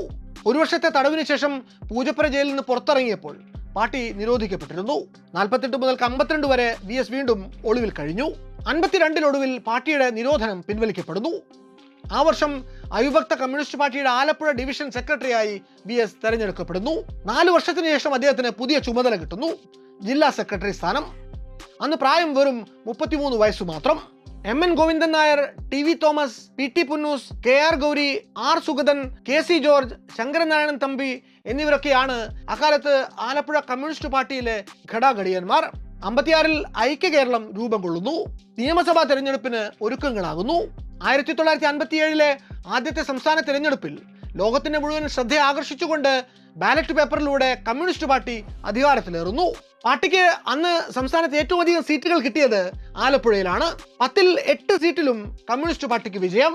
TV തോമസും KR ഗൗരിയും ശങ്കരനാരായണൻ തമ്പിയും KC ജോർജും അടക്കമുള്ള പ്രമുഖരെല്ലാം അന്ന് ജയിച്ചു കയറുന്നു. അത്രയേറെ വിജയം സമ്മാനിച്ച VSന് പാർട്ടി ഒരു സമ്മാനം നൽകി. മറ്റൊന്നുമല്ല, സംസ്ഥാന സെക്രട്ടേറിയറ്റ് അംഗം. അതോടെ VS അച്യുതാനന്ദനും സംസ്ഥാനത്തെ നേതൃനിരയിലേക്ക് ഉയർത്തപ്പെടുന്നു. EMS, AKG, MN Govindan Nair, TV Thomas, C Achutha Menon തുടങ്ങിയ തലപ്പൊക്കക്കാർക്കൊപ്പം VSും ഒരു കസേര വലിച്ചിട്ടിരിക്കുന്നു. കേരളം VS അച്യുതാനന്ദനെ ആദ്യമായി ശ്രദ്ധിക്കുന്നത് കേരള നിയമസഭയിലേക്ക് നടന്ന ആദ്യത്തെ ഉപതെരഞ്ഞെടുപ്പിലായിരുന്നു. 1958-ലെ ദേവികുളം ഉപതെരഞ്ഞെടുപ്പിനുള്ള സാഹചര്യം ഇങ്ങനെയായിരുന്നു. സ്വതന്ത്രരെ കൂട്ടിയായിരുന്നു അക്കുറി EMS സർക്കാരിന്റെ ഭരണം. നിയമസഭാ സമ്മേളന നടപടികൾക്കിടയിൽ ഒരു MLA ഒന്ന് മൂത്രമൊഴിക്കാൻ പോയാൽ പോലും സർക്കാർ വീഴുമെന്ന അവസ്ഥയായിരുന്നു. ഇതിനിടയിലാണ് ദേവികുളം MLA റോസമ്മ പുന്നൂസിന്റെ തെരഞ്ഞെടുപ്പ് വിജയം. എതിർ സ്ഥാനാർത്ഥി കോൺഗ്രസിലെ BK നായരുടെ പരാതിയുടെ അടിസ്ഥാനത്തിൽ കോട്ടയത്തെ ട്രിബ്യൂണൽ അസാധുവാക്കുന്നത്. ഇതിനെതിരെ റോസമ്മ പുന്നൂസ് ഹൈക്കോടതിയെ സമീപിച്ചുവെങ്കിലും ഹൈക്കോടതി ട്രിബ്യൂണൽ വിധിയെ ശരിവെച്ചതോടെ ഉപതെരഞ്ഞെടുപ്പിന് വഴിയൊരുങ്ങി. പാർട്ടിയെ സംബന്ധിച്ചിടത്തോളം അത് ഒരേ സമയത്ത് വെല്ലുവിളിയും അഭിമാന പ്രശ്നവുമായിരുന്നു. ഇലക്ഷനിൽ പാർട്ടി തോൽക്കുകയാണെങ്കിൽ സർക്കാരിന്റെ നിലനിൽപ്പ് തന്നെ അവതാളത്തിലാകും. ആ ഉപതെരഞ്ഞെടുപ്പിൽ കമ്മ്യൂണിസ്റ്റ് പാർട്ടിയുടെ പ്രചാരണത്തിന്റെ മുഖ്യ ചുമതലക്കാരനായിരുന്നു VS അച്യുതാനന്ദൻ. പിന്നീട് ദേവികുളം കണ്ടത് തീ പാറുന്ന പോരാട്ടമാണ്. മുഖ്യമന്ത്രിയും മന്ത്രിമാരും പ്രചാരണത്തിന് ഇറങ്ങില്ല എന്ന് EMS നേരത്തെ പ്രഖ്യാപിച്ചിരുന്നു. ബാക്കി മുഴുവൻ മുതിർന്ന നേതാക്കളെയും അന്ന് VS കളത്തിലിറക്കി. കോൺഗ്രസിന് വേണ്ടി കാമരാജും ഇന്ദിരാഗാന്ധിയും വരെ വോട്ട് തേടി എത്തിയപ്പോൾ VS വെറുതെ ഇരുന്നില്ല. മൂന്നാറിൽ സിനിമ ഷൂട്ടിങ്ങിനെത്തിയ സാക്ഷാൽ MGRനെ തന്നെ റോസമ്മ പുന്നൂസിന് വേണ്ടി വോട്ട് തേടി ഇറക്കി. അന്ന് പയ്യനായിരുന്ന ഇളയരാജയും CPI സ്ഥാനാർത്ഥിക്ക് വേണ്ടി പാട്ടും പാടി വോട്ട് പിടിക്കാനെത്തി. എന്തായാലും പിന്നീട് നടന്നതൊക്കെയും ചരിത്രത്തിന്റെ ഭാഗമാണ്. 7089 വോട്ടിന് റോസമ്മ പുന്നൂസ് ജയിച്ചു കയറി. ആ തെരഞ്ഞെടുപ്പ് വിജയത്തിന്റെ കരുത്തിലാണ് നവകേരളത്തിന് EMS സർക്കാർ അടിത്തറയിട്ടത്. എന്തായാലും ദേവികുളത്തെ ഉപതെരഞ്ഞെടുപ്പ് VS അച്യുതാനന്ദൻ എന്ന രാഷ്ട്രീയ നേതാവിന്റെ തലവര തന്നെ മാറ്റിവരച്ചു. പാർട്ടി സ്ഥാനാർത്ഥിയായ റോസമ്മ പുന്നൂസ് വിജയിച്ചപ്പോൾ VSന്റെ സംഘാടന മികവും അതോടൊപ്പം ശ്രദ്ധിക്കപ്പെട്ടു. അതിന്റെ തുടർച്ചയായി കേന്ദ്ര കമ്മിറ്റി അംഗമായി VS ഉയർത്തപ്പെട്ടു. 1959-ലാണ് VS ദേശീയ കൗൺസിലിലെത്തുന്നത്. 1964-ൽ കമ്മ്യൂണിസ്റ്റ് പാർട്ടി പിളർന്നപ്പോൾ 32 പേരാണ് ഈ ദേശീയ കൗൺസിലിൽ നിന്ന് ഇറങ്ങിപ്പോരുന്നത്. അങ്ങനെ ഇറങ്ങിപ്പോന്ന കേരള ഘടകത്തിൽ നിന്നുള്ള 7 പേരിൽ ഒരാൾ കൂടിയാണ് VS അച്യുതാനന്ദൻ. അങ്ങനെ VS പുതിയ പാർട്ടിയായ CPMന്റെ സ്ഥാപക നേതാക്കളിൽ ഒരാളാകുന്നു. 1964-ൽ VS വീണ്ടും CPMന്റെ ആലപ്പുഴ ജില്ലാ സെക്രട്ടറിയുടെ കുപ്പായമിട്ടു. 1965-ലായിരുന്നു തിരഞ്ഞെടുപ്പ് രംഗത്തേക്കുള്ള ആദ്യ ചുവടുവെപ്പ്. ആദ്യ മത്സരത്തിൽ അമ്പലപ്പുഴയിലെ കോൺഗ്രസിലെ KS കൃഷ്ണക്കുറുപ്പിനോട് 2327 വോട്ടുകൾക്ക് പരാജയപ്പെട്ടു. പക്ഷേ 67-ലും 70-ലും അമ്പലപ്പുഴയിൽ നിന്ന് തന്നെ വിജയിച്ച് നിയമസഭയിലെത്തി. 77-ൽ അമ്പലപ്പുഴയിൽ നിന്ന് വീണ്ടും മത്സരിച്ചുവെങ്കിലും RSPയിലെ KK കുമാരപിള്ളയോട് പരാജയപ്പെട്ടു. 1980-ൽ കോൺഗ്രസ് യുവും കേരള കോൺഗ്രസ് മാണിയും ഉൾപ്പെട്ട ഇടതു ജനാധിപത്യ മുന്നണി ഭൂരിപക്ഷം നേടി. പിരിച്ചുവിടപ്പെട്ട നിയമസഭയിലെ CPM കക്ഷി നേതാവും പ്രതിപക്ഷ നേതാവുമായിരുന്ന TK രാമകൃഷ്ണൻ മുഖ്യമന്ത്രിയാകും എന്നായിരുന്നു അന്ന് പൊതുവെയുള്ള വിശ്വാസം. EMSന്റെ പിന്തുണ TKക്കാണ് എന്നത് പരസ്യമായ രഹസ്യവുമായിരുന്നു. എന്നാൽ അന്ന് സംസ്ഥാന കമ്മിറ്റി സെക്രട്ടറി ആയിരുന്ന മലമ്പുഴ മണ്ഡലത്തിൽ നിന്ന് വിജയിച്ചു കയറിയ EK നായനാരെ മുൻനിർത്തി MV രാഘവന്റെ നേതൃത്വത്തിലുള്ള അന്നത്തെ കണ്ണൂർ ലോബി TK മുഖ്യമന്ത്രിയാക്കാനുള്ള നീക്കം പൊളിച്ചു കളയുന്നു. EK നായനാർ കേരളത്തിന് മുഖ്യമന്ത്രിയാകുന്നു. MV രാഘവന് വേണ്ടി നീക്കിവെച്ചിരുന്ന CPMന്റെ 5ാമത്തെ മന്ത്രിസ്ഥാനം വേണ്ടെന്ന് വെച്ചാണ് മറുവിഭാഗം തിരിച്ചടിക്കുന്നത്. എന്തായാലും മലബാറിൽ നിന്നുള്ള നായനാർ മുഖ്യമന്ത്രി ആയപ്പോൾ തിരുവിതാംകൂറിൽ നിന്ന് ഒരു സെക്രട്ടറിക്ക് വേണ്ടിയുള്ള അന്വേഷണം അന്നൊടുവിൽ എത്തിച്ചേരുന്നത് VS അച്യുതാനന്ദനിലാണ്. 1980-ൽ EK നായനാർ മുഖ്യമന്ത്രി ആയപ്പോൾ VS അച്യുതാനന്ദൻ സംസ്ഥാന സെക്രട്ടറി ആവുന്നു. EMS ആയിരുന്നു അന്ന് പാർട്ടിയുടെ ജനറൽ സെക്രട്ടറി. നായനാരും MV രാഘവനും അടക്കമുള്ള ജനകീയ നേതാക്കൾ, E ബാലചന്ദ്രൻ അടക്കമുള്ള ശക്തമായ CITU ലോബി, ഇവർക്കിടയിൽ ഞെങ്ങി ഞെരുങ്ങുകയായിരുന്നു സെക്രട്ടറിയായ ആദ്യ കാലയളവിൽ VS അച്യുതാനന്ദൻ. AK ആന്റണി നേതൃത്വം കൊടുക്കുന്ന കോൺഗ്രസിലെ A ഗ്രൂപ്പും കേരള കോൺഗ്രസ് മാണി വിഭാഗവുമായി ചേർന്നുകൊണ്ടായിരുന്നു ഇടതുഭരണം. 82-ൽ ആന്റണി വിഭാഗവും മാണി ഗ്രൂപ്പും ഇടതുമുന്നണി വിട്ടതോടെ നായനാർ സർക്കാർ താഴെ വീഴുന്നു. കരുണാകരന്റെ നേതൃത്വത്തിൽ UDF സർക്കാർ അധികാരത്തിലെത്തുന്നു. ഇക്കാലത്ത് CPM-ലെ ഒരു വിഭാഗത്തിന്റെ ചിന്താഗതി ലീഗുമായി ചേർന്നാലേ മുന്നണി ക്ലച്ച് പിടിക്കൂ എന്നായിരുന്നു. എന്നാൽ നിലയ്ക്കൽ സമരം കത്തിക്കാളിയത് കേരള രാഷ്ട്രീയത്തിൽ ചില വർഗീയ ധ്രുവീകരണങ്ങൾക്ക് കാരണമാകുന്നു. 84-ലെ ലോക്സഭാ തെരഞ്ഞെടുപ്പിൽ തിരുവനന്തപുരത്ത് ഹിന്ദു മുന്നണി സ്ഥാനാർത്ഥിയായി മത്സരിച്ച P. കേരളവർമ്മ രാജ 1,00,000-ലേറെ വോട്ട് പിടിച്ചത് EMSന്റെ കണ്ണു തുറപ്പിച്ചു. കേരളത്തിൽ അഖിലേന്ത്യാ ലീഗിനെ കൂടി പുറത്താക്കി മുന്നണി പൂർണ്ണമായും വർഗീയ മുക്തമാക്കണമെന്ന് PB നിർദ്ദേശം നൽകി. EK Nayanar, MV Raghavan, LDF convener PV Kunhikannan എന്നിവർ ലീഗുമായിട്ടുള്ള ബാന്ധവത്തിനു വേണ്ടി വാദിച്ചു. EMSന്റെ സമ്പൂർണ്ണ പിന്തുണയോടെ E. ബാലാനന്ദൻ, MM ലോറൻസ് എന്നിവരുടെ നേതൃത്വത്തിലുള്ള CATU വിഭാഗത്തിന്റെ കൂടി ആശീർവാദത്തോടെ VS പക്ഷം MVRന്റെ ബദൽ രേഖയെ തള്ളിക്കളയുന്നു. 1968-69 കാലത്തെ നക്സൽ ഭീഷണിക്ക് ശേഷം പാർട്ടി നേരിട്ട ഏറ്റവും വലിയ വെല്ലുവിളിയായിരുന്നു ബദൽ രേഖാ വിവാദം. ജാതിമത ശക്തികളുമായി പാർട്ടിക്ക് ഒരു സഖ്യവും പാടില്ല എന്നുള്ള 11ാം പാർട്ടി കോൺഗ്രസിലെ രാഷ്ട്രീയ പ്രമേയത്തിന്റെ അന്തസ്സത്തെ ചോദ്യം ചെയ്തുകൊണ്ട് കോൺഗ്രസ് ആണ് മുഖ്യ ശത്രുവെന്നും അതുകൊണ്ട് ലീഗും കേരള കോൺഗ്രസുമായും ഒക്കെ സഖ്യം വേണമെന്നും വാദിക്കുന്ന ഒന്നായിരുന്നു ബദൽ രേഖ. MVRും കൂട്ടരും ഒരു ഘട്ടത്തിൽ പാർട്ടി പിളർത്തുമോ എന്ന് പോലും ചില നേതാക്കൾക്ക് ആശങ്കയുണ്ടായിരുന്നു. ബദൽ രേഖ തയ്യാറാക്കാൻ ചുക്കാൻ പിടിച്ച EK നായർ പക്ഷേ അതിൽ ഒപ്പിട്ടില്ല എന്നത് വിരോധാഭാസമായി. ഈ നിർണായക സന്ധിയിൽ ഉൾപാർട്ടി വേദികളിൽ ബദൽ രേഖ ഉണ്ടാക്കാവുന്ന പ്രശ്നങ്ങളെ VS അച്യുതാനന്ദൻ തുറന്നു കാണിക്കുന്നു. ഒടുവിൽ ബദൽ രേഖ പാർട്ടി കോൺഗ്രസ് തള്ളിക്കളയുന്നു. എന്നിട്ടും അതിനായി തുടർന്നും പരസ്യമായി വാദിച്ച MV Raghavan, Puthalath Narayanan, PV Kunhikannan, CP Moosankutty എന്നിവരെ അന്ന് പാർട്ടി പുറത്താക്കുന്നു.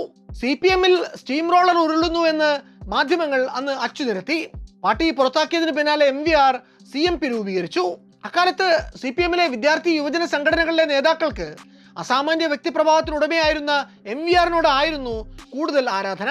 ആ ഒരു പ്രതിസന്ധി ഘട്ടത്തിൽ പാർട്ടിയിൽ നിന്ന്, വിശേഷിച്ച് അതിന്റെ കണ്ണൂർ ഘടകത്തിൽ നിന്ന് MVR-ന്റെ പുതിയ പാർട്ടിയിലേക്കുള്ള ഗ്രാസ് റൂട്ട് പ്രവർത്തകരുടെ ഒഴുക്ക് തടയാൻ വേണ്ടി EMSന്റെ വലങ്കൈയായി നിന്നുകൊണ്ട് അന്ന് സാമധാന ഭേദദണ്ഡങ്ങൾ പ്രയോഗിച്ച് അതിന് തടയിട്ട് VS കരുത്തു കാണിച്ചു. പാർട്ടിയെ പ്രതിസന്ധിയിൽ നിന്ന് രക്ഷിച്ചുവെന്ന വീരപരിവേഷവും അതോടെ അണികൾക്കിടയിൽ VSന് കിട്ടുന്നു. MVR-ന്റെ പുറത്താക്കൽ കണ്ണൂർ CPM-ലും വഴിത്തിരിവുണ്ടാക്കി. MVR-നോട് ഇടഞ്ഞതിന് നടപടി നേരിട്ട ചടയൻ ഗോവിന്ദൻ പിന്നീട് അങ്ങോട്ട് കരുത്താർജിച്ചു.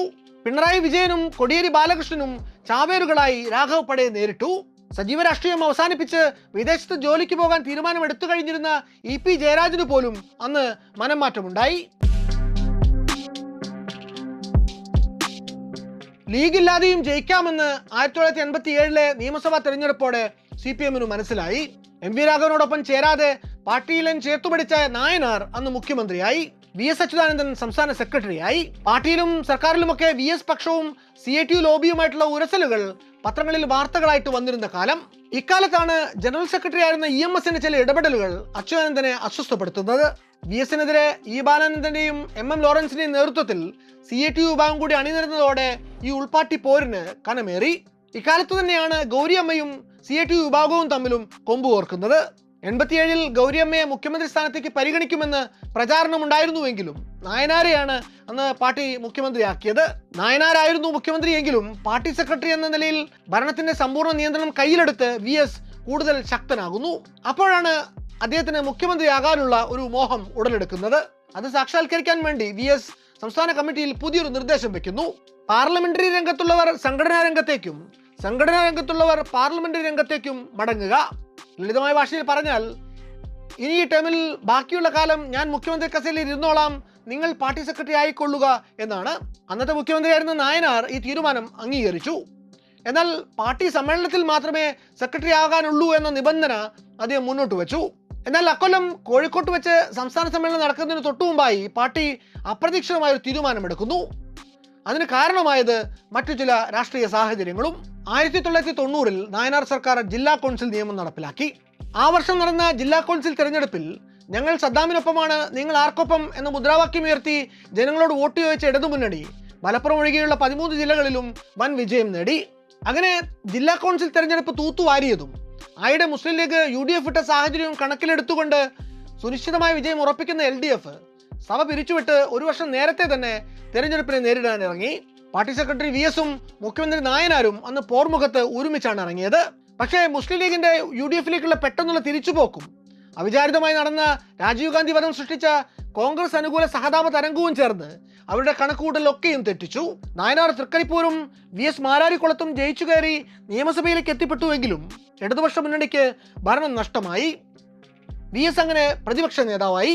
വി എസിനെ മുഖ്യമന്ത്രിയാക്കാനുള്ള അമിതാവേശം മൂലമാണ് ഒരു വർഷക്കാലത്തെ സംസ്ഥാന ഭരണം പാർട്ടിക്ക് നഷ്ടമായത് എന്ന് അന്ന് AKG സെന്ററിന്റെ ഇടനാഴികളിൽ പലരും അടക്കം പറഞ്ഞു. അതോടെ തെരഞ്ഞെടുപ്പിന് ശേഷം നടന്ന കോഴിക്കോട് സമ്മേളനം നിർണായകമായി. അന്ന് EMS ആയിരുന്നു ജനറൽ സെക്രട്ടറി. ബസവ പുന്നയ്യയും സുർജിത്തും PB അംഗങ്ങൾ എന്ന നിലയ്ക്ക് സമ്മേളനത്തിൽ പങ്കെടുത്തു. അധികാരം കയ്യിലുണ്ടായിരുന്ന സമയത്താണ് VS നായനാരോട് പാർട്ടി സെക്രട്ടറി സ്ഥാനം മുഖ്യമന്ത്രി സ്ഥാനവുമായിട്ട് വെച്ചുമാറാനുള്ള ധാരണയുണ്ടാക്കിയത്. എന്നാൽ അധികാരം നഷ്ടപ്പെട്ട സ്ഥിതിക്ക് വീണ്ടും സെക്രട്ടറി ആകാൻ തന്നെ ഉറപ്പിച്ചുകൊണ്ടാണ് 91 കോഴിക്കോട് സമ്മേളനത്തിലേക്ക് VS എത്തുന്നത്. വിശ്വസ്തരായിട്ടുള്ള MA ബേബിയും AP വർക്കിയും അന്ന് അദ്ദേഹത്തിനു വേണ്ടി കരുക്കൾ നീക്കി. എന്നാൽ പുതിയ സെക്രട്ടറി എന്ന ലക്ഷ്യമായിരുന്നു CATU വിഭാഗത്തിന്. ആ സ്ഥാനത്തേക്ക് അന്ന് MM ലോറൻസിന്റെയും KN രവീന്ദ്രനാഥിന്റെയും ഒക്കെ പേര് ഉയർന്നു കേട്ടെങ്കിലും നായനാരെ തന്നെ VSനെതിരെ പോർമുനയാക്കി. ചർച്ചയിൽ VSനെയും EMSനെയും ലാക്കാക്കി വിമർശനങ്ങൾ ചെയ്തു. എന്നാൽ മുൻധാരണ പ്രകാരം അക്കുറി സെക്രട്ടറി ആകാൻ നായനാരും VSനെ വെട്ടാൻ EMSും ഉറപ്പിച്ചു കഴിഞ്ഞിരുന്നു. പുതുതായി തെരഞ്ഞെടുക്കപ്പെട്ട സംസ്ഥാന കമ്മിറ്റി യോഗം 1991 ഡിസംബർ 15 ടാഗോർ സെന്ററിനെ ഹാളിൽ നടക്കുകയുണ്ടായി. പോളിറ്റ് ബ്യൂറോയെ പ്രതിനിധീകരിച്ചു വന്ന ബസവ പുന്നയ്യ സെക്രട്ടറി സ്ഥാനത്തേക്ക് PB ആരെയും നിർദ്ദേശിക്കുന്നില്ല എന്ന് അറിയിച്ചു. VSനെ മാറ്റണമെന്ന ചിലരുടെ കടുംപിടുത്തത്തിൽ സെക്രട്ടറി സ്ഥാനത്തേക്ക് വോട്ടെടുപ്പ് നടക്കുന്നു. CATU പക്ഷത്തു നിന്ന് KM സുധാകരൻ EK നായനാരുടെ പേര് സെക്രട്ടറി സ്ഥാനത്തേക്ക് നിർദ്ദേശിക്കുന്നു. VSന്റെ വിശ്വസ്തനായിട്ടുള്ള M കണാരൻ അച്യുതാനന്ദന്റെ പേരും മുന്നോട്ട് വയ്ക്കുന്നു. ഒടുവിൽ ഫലം വന്നപ്പോൾ നായനാർ ജയിക്കുന്നു. ആ തോൽവി VSന് വലിയ ആഘാതമാകുന്നു. അവിടെ നിന്നാണ് കേരള രാഷ്ട്രീയം അമ്പരപ്പോടെയും ആകാംക്ഷയോടെയും കണ്ട CPMലെ അതിരൂക്ഷമായ വിഭാഗീയതയുടെ തുടക്കം. ആരെയും കൂസാത്ത താൻ പോരുമയിൽ ഒട്ടും പിന്നിലല്ലാത്ത KR ഗൗരിയമ്മയായിരുന്നു CATU ഗ്രൂപ്പിന്റെ അടുത്ത ഉന്നം. സംസ്ഥാന സെക്രട്ടേറിയറ്റിൽ നിന്നും സംസ്ഥാന കമ്മിറ്റിയിൽ നിന്നും പടിപടിയായിട്ട് വെട്ടി ജില്ലാ കമ്മിറ്റിയുടെ മൂലക്കിരുത്തിയ ഗൗരിയമ്മയെ പിന്നീട് പാർട്ടി നിർദ്ദേശം മറികടന്ന് ആലപ്പുഴ വികസന സമിതിയുടെ അധ്യക്ഷ സ്ഥാനം ഏറ്റെടുത്തതിന്റെ പേരിൽ പാർട്ടിയിൽ നിന്ന് തന്നെ ഒഴിവാക്കുന്നു. CATU ഗ്രൂപ്പിന്റെ അടുത്ത ലക്ഷ്യം VS ആയിരുന്നു. അടുത്തതായി നടന്ന 95 കൊല്ലം സമ്മേളനത്തിന് VS എത്തുന്നത് CATU പക്ഷത്തിന് അടിക്കാനുള്ള വടികൾ തയ്യാറാക്കിക്കൊണ്ടാണ്. 95 ഫെബ്രുവരി 27 സംസ്ഥാന കമ്മിറ്റി യോഗം ചേർന്ന് ഔദ്യോഗിക പാനൽ അവതരിപ്പിക്കുന്നു. കമ്മിറ്റിയിലേക്ക് പുതുതായി 6 പേരെ നിർദ്ദേശിക്കുന്നു. ഔദ്യോഗിക പാനലിനെ സംസ്ഥാന കമ്മിറ്റിയിൽ എതിർക്കാൻ നിൽക്കാതെ VS വളരെ സമർത്ഥമായി കരുനീക്കം നടത്തി. അവിടെ സമ്മതം മൂളിയ സ്ഥിതിക്ക് സംസ്ഥാന സമ്മേളനത്തിലും VS പ്രശ്നമൊന്നും ഉണ്ടാക്കില്ല എന്ന് CATU പക്ഷം കരുതി. പക്ഷേ ആ പ്രതീക്ഷകൾ അസ്ഥാനത്തായിരുന്നു. സമ്മേളനത്തിൽ EK നായനാർ ഔദ്യോഗിക പാനൽ അവതരിപ്പിച്ചപ്പോൾ പകരമായി 17 പേരുകൾ പ്രതിനിധികൾക്കിടയിൽ നിന്ന് തന്നെ ഉയർന്നു വന്നു. തെരഞ്ഞെടുപ്പുണ്ടായപ്പോൾ പക്ഷേ VSന് പിടിച്ചു നിൽക്കാനായില്ല. പാർട്ടി പിടിച്ചെടുക്കാനുള്ള VS പക്ഷത്തിന്റെ ശ്രമങ്ങൾ ഈ സമ്മേളനത്തിലും പരാജയപ്പെട്ടു. അക്കാലത്ത് ദേശാഭിമാനിയിൽ EMS എഴുതിക്കൊണ്ടിരുന്ന പ്രതിവാര രാഷ്ട്രീയ ചിന്തകൾ എന്ന കോളം പാർട്ടിയിലെ ഈ ഉൾപ്പോരുകളെ പ്രതിധ്വനിപ്പിച്ചു. അതിനു പിന്നാലെയാണ് 1996 നിയമസഭാ തെരഞ്ഞെടുപ്പ് വരുന്നത്. ഇടതുപക്ഷ മുന്നണി ആ തെരഞ്ഞെടുപ്പിൽ ഭൂരിപക്ഷം നേടി. പക്ഷേ മുഖ്യമന്ത്രി പദം ഉറപ്പിച്ചു മത്സരിച്ച കേരളത്തിൽ തെരഞ്ഞെടുപ്പ് രംഗത്തുണ്ടായിരുന്ന ഏക CPM പോളിറ്റ് ബ്യൂറോ അംഗമായിരുന്ന VS അച്യുതാനന്ദൻ മാരാരിക്കുളത്ത് അന്നുവരെ അധികമാരും കേട്ടിട്ടില്ലാതിരുന്ന PJ ഫ്രാൻസിസിനോട് 1965 വോട്ടുകൾക്ക് പരാജയപ്പെട്ടു. VSന്റെ രാഷ്ട്രീയ ജീവിതത്തിലെ ഏറ്റവും വലിയ തിരിച്ചടിയായിരുന്നു ആ പരാജയം. അത് VSനെ വല്ലാതെ നോവിച്ചു. എന്നാൽ തിരഞ്ഞെടുപ്പിൽ ഇങ്ങനെ അപ്രതീക്ഷിതമായി പരാജയം നേരിടേണ്ടി വന്നപ്പോൾ അതിൽ തളർന്ന് ഇരുന്നു പോവുകയല്ല VS ചെയ്തത്. അടുത്ത ദിവസങ്ങളിൽ തന്നെ ഉയർത്തെഴുന്നേൽപ്പ് നടത്തി.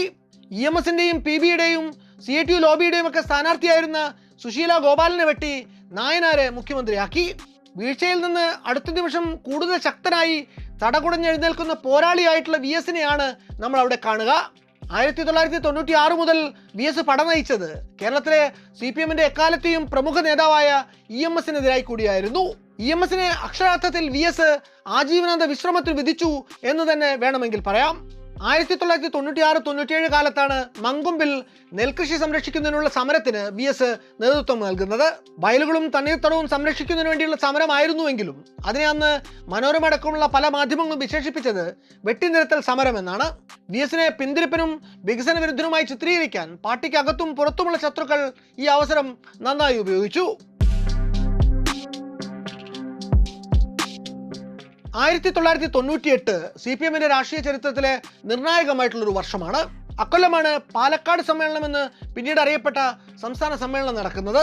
മുറിവേറ്റ സിംഹമായിട്ടാണ് VS പാലക്കാട് സമ്മേളനത്തിനെത്തുന്നത്.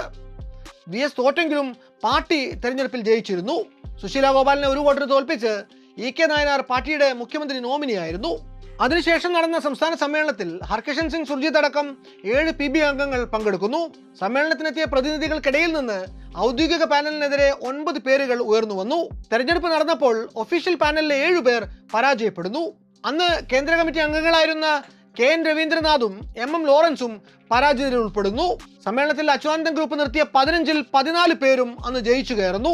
ഈ സമ്മേളനം നൽകിയ സമഗ്രാധിപത്യത്തിനു ശേഷം VS LDF കൺവീനർ സ്ഥാനവും ദേശാഭിമാനി പത്രാധിപ സ്ഥാനവും കൂടി ഏറ്റെടുക്കുന്നു. പാലക്കാട് സമ്മേളനം CPM-ൽ അന്നുവരെ ഇല്ലാത്ത രീതിയിൽ വലിയ പിളർപ്പുണ്ടാക്കി. വിഭാഗീയമായി നടക്കുന്ന തമ്മിൽ തല്ലിനെതിരെ സേവ് CPM ഫോറം എന്ന പേരിൽ ഒരു രഹസ്യ ഉൾപാർട്ടി വിമർശന പ്രസ്ഥാനം തന്നെ ഉരുത്തിരിഞ്ഞു വരുന്നു. അവർ ലഘുലേഖകളിലൂടെ തുറന്ന വ്യക്തി വിമർശനങ്ങൾ നടത്തി. അതൊക്കെ പ്രസിദ്ധപ്പെടുത്തി പത്രങ്ങളും പരമാവധി ഇത് ആഘോഷിച്ചു. ഈ തിരുത്തൽ പ്രസ്ഥാനത്തിനു പിന്നിൽ പ്രവർത്തിച്ച് പാർട്ടിക്ക് സമൂഹത്തിൽ അവമതിപ്പുണ്ടാക്കിയെന്ന ആരോപണത്തിനുമേൽ പലരുടെയും നേർക്ക് അന്ന് നടപടികളുണ്ടായി. അപ്പുകുട്ടൻ വള്ളിക്കുന്ന്, VB ചെറിയാൻ എന്നിവരായിരുന്നു ആദ്യത്തെ ബലിയാടുകൾ. അവരെ പാർട്ടിയിൽ നിന്ന് തന്നെ പുറത്താക്കി. MM ലോറൻസ്, KN രവീന്ദ്രനാഥ് എന്നിവരെ പാർട്ടിയിൽ തരം താഴ്ത്തിയും ശിക്ഷിച്ചു. V Vishwanatha Menon, O Bharathan, KM Abraham എന്നിവരെ അനാരോഗ്യം ചൂണ്ടിക്കാട്ടി ഒഴിവാക്കി. മത്സരത്തിലൂടെ T Sasidharan, Pirappancode Murali, P Jayarajan, Mathai Chacko, AK ബാലൻ, CK സദാശിവൻ, K ചന്ദ്രൻപിള്ള എന്നിവർ അന്ന് സംസ്ഥാന കമ്മിറ്റിയിലെത്തി. അർബുദം ബാധിച്ച് ഗുരുതരാവസ്ഥയിലായിരുന്നുവെങ്കിലും ചടയൻ ഗോവിന്ദൻ വീണ്ടും സെക്രട്ടറിയായി. CITU സംസ്ഥാന പ്രസിഡന്റായിരുന്ന രവീന്ദ്രനാഥിന് ഒരു പ്രത്യേക ഘടകം പോലും അനുവദിച്ചില്ല. VS അച്യുതാനന്ദന്റെ പിന്നീട് അങ്ങോട്ടുള്ള രാഷ്ട്രീയ ജീവിതത്തിൽ വഴിത്തിരിവായി മാറിയ ഒന്നാണ് പാലക്കാട് സമ്മേളനം. പാലക്കാട്ടെ ഈ നീക്കങ്ങളിൽ എവിടെയും VS നേരിട്ട് രംഗത്ത് വന്നിരുന്നില്ല. അച്യുതാനന്ദന് വേണ്ടി മുന്നിൽ നിന്ന് പോരാടിയവർ MA baby, G Sudhakaran, T Sivadas Menon എന്നിവരായിരുന്നു. അന്ന് അവരെ നയിച്ചുകൊണ്ട് മുന്നണിയിൽ അച്യുതാനന്ദന്റെ വിശ്വസ്തനായ ലെഫ്റ്റനന്റായി നിന്ന് പോരാടിയ കണ്ണൂർ ലോബിയിലെ ഒരു യുവ നേതാവ് ഉണ്ടായിരുന്നു. അന്ന് ഉദ്ദിഷ്ട കാര്യത്തിലുള്ള ഉപകാര സ്മരണയായി അച്യുതാനന്ദൻ പാർട്ടി സെക്രട്ടറി സ്ഥാനത്തേക്ക് അദ്ദേഹത്തിന്റെ പേര് നിർദ്ദേശിച്ചു. തനിക്ക് വേണ്ടി മുന്നിൽ നിന്ന് CITU പക്ഷത്തോടും നായനാരോടുമൊക്കെ പോരാടാൻ അച്യുതാനന്ദൻ എന്ന് കണ്ടെത്തിയ ആ യുവ തുർക്കിയുടെ പേര് പറഞ്ഞാൽ ചിലപ്പോൾ ഇന്ന് അത്ഭുതം തോന്നിയേക്കാം. അതായിരുന്നു ഇന്നത്തെ മുഖ്യമന്ത്രി പിണറായി വിജയൻ.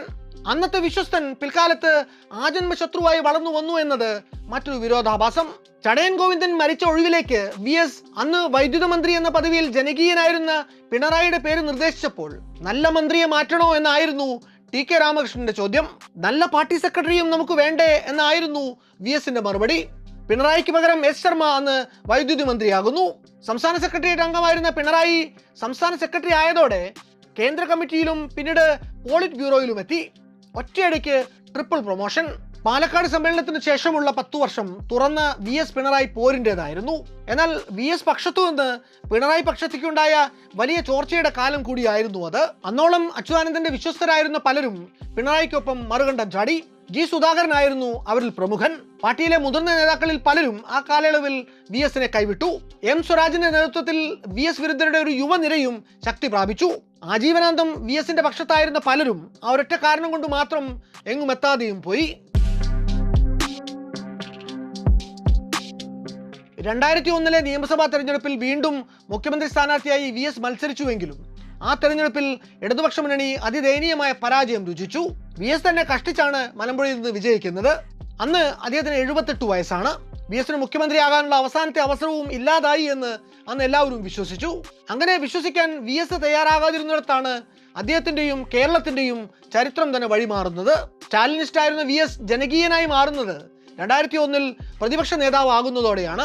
അടുത്ത 5 വർഷം കൊണ്ട് കേരളത്തിന്റെ പ്രതിപക്ഷ നേതാവിന്റെ റോൾ അദ്ദേഹം തിരുത്തി എഴുതി. പാർട്ടിയിലെ പിടി പതുക്കെ അയഞ്ഞതോടെ VS വളരെ സൂക്ഷ്മതയോടെ ഒരു ജനകീയ പ്രതിച്ഛായ വളർത്തിയെടുത്തു. അഴിമതി, സ്ത്രീപീഡനം, ഭൂമി കയ്യേറ്റങ്ങൾ എന്നിങ്ങനെ സെൻസിറ്റീവ് ആയിട്ടുള്ള വിഷയങ്ങൾ ഏറ്റെടുത്ത് എല്ലാ ശരികളുടെയും പ്രതീകമായി മാറി. നാട്ടുകാർക്ക് അവരുടെ പ്രിയങ്കരനായ അച്ചുമാമനായി. 2002 കണ്ണൂർ സമ്മേളനം പിണറായി വിജയനെ വീണ്ടും സെക്രട്ടറിയായി തെരഞ്ഞെടുത്തു. ഈ സമ്മേളനത്തിൽ വെച്ചാണ് VS പിണറായി വൈരുദ്ധ്യം ആരംഭിക്കുന്നത്. തോമസ് ഐസക്കിനെയും P ശശിയെയും സംസ്ഥാന കമ്മിറ്റിയിൽ നിന്ന് ഒഴിവാക്കണമെന്ന VSന്റെ ആവശ്യം അംഗീകരിക്കപ്പെട്ടില്ല എന്നതായിരുന്നു ഈ ചൊരുക്കിന്റെ തുടക്കം.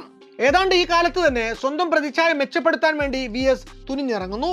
ഇതിനുവേണ്ടി ഒരു വിദഗ്ധ സംഘത്തിന്റെ സഹായം തന്നെ അന്ന് VSന് കിട്ടി.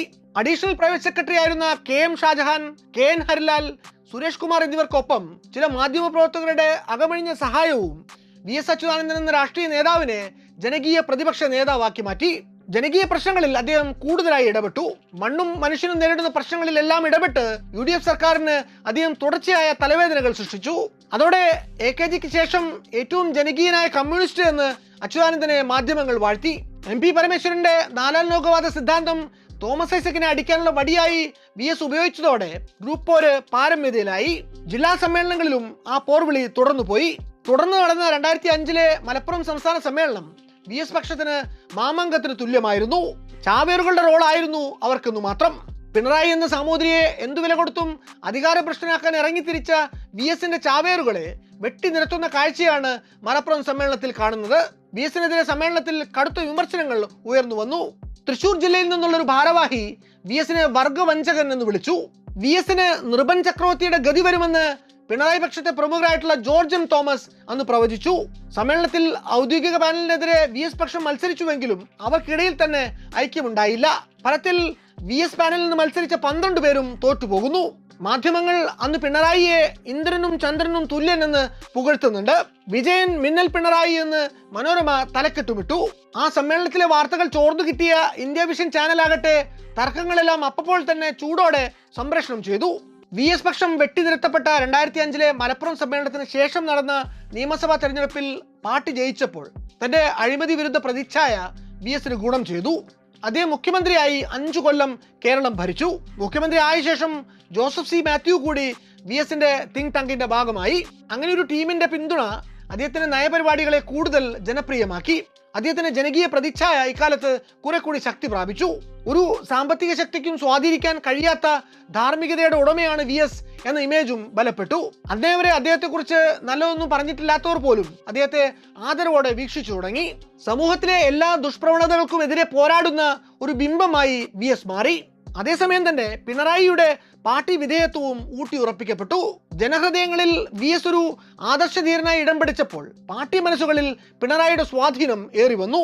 സംസ്ഥാന സെക്രട്ടറിയായ പിണറായി വിജയനുമായിട്ടുള്ള VSന്റെ ബന്ധം ഏറ്റവും കൂടുതൽ വഷളാകുന്നത് ഈ കാലയളവിലാണ്. കേരളത്തിലെ CPMന്റെ ചരിത്രത്തിലെ ഏറ്റവും ശക്തമായ വിഭാഗീയതയായിട്ട് മാറിയ VS പിണറായി ഗ്രൂപ്പ് പോരിന്റെ ആരംഭവും ഇവിടെ നിന്നാണ്. VS അച്യുതാനന്ദൻ നടത്തുന്ന പോരാട്ടങ്ങൾക്കും നിയമയുദ്ധങ്ങൾക്കും പാർട്ടി പിന്തുണ നൽകുന്നില്ല എന്ന് ഒരു വിഭാഗവും VS പാർട്ടിക്ക് അതീതമായി വളരാൻ ശ്രമിക്കുന്നുവെന്ന് മറുഭാഗവും ആക്ഷേപിച്ചു.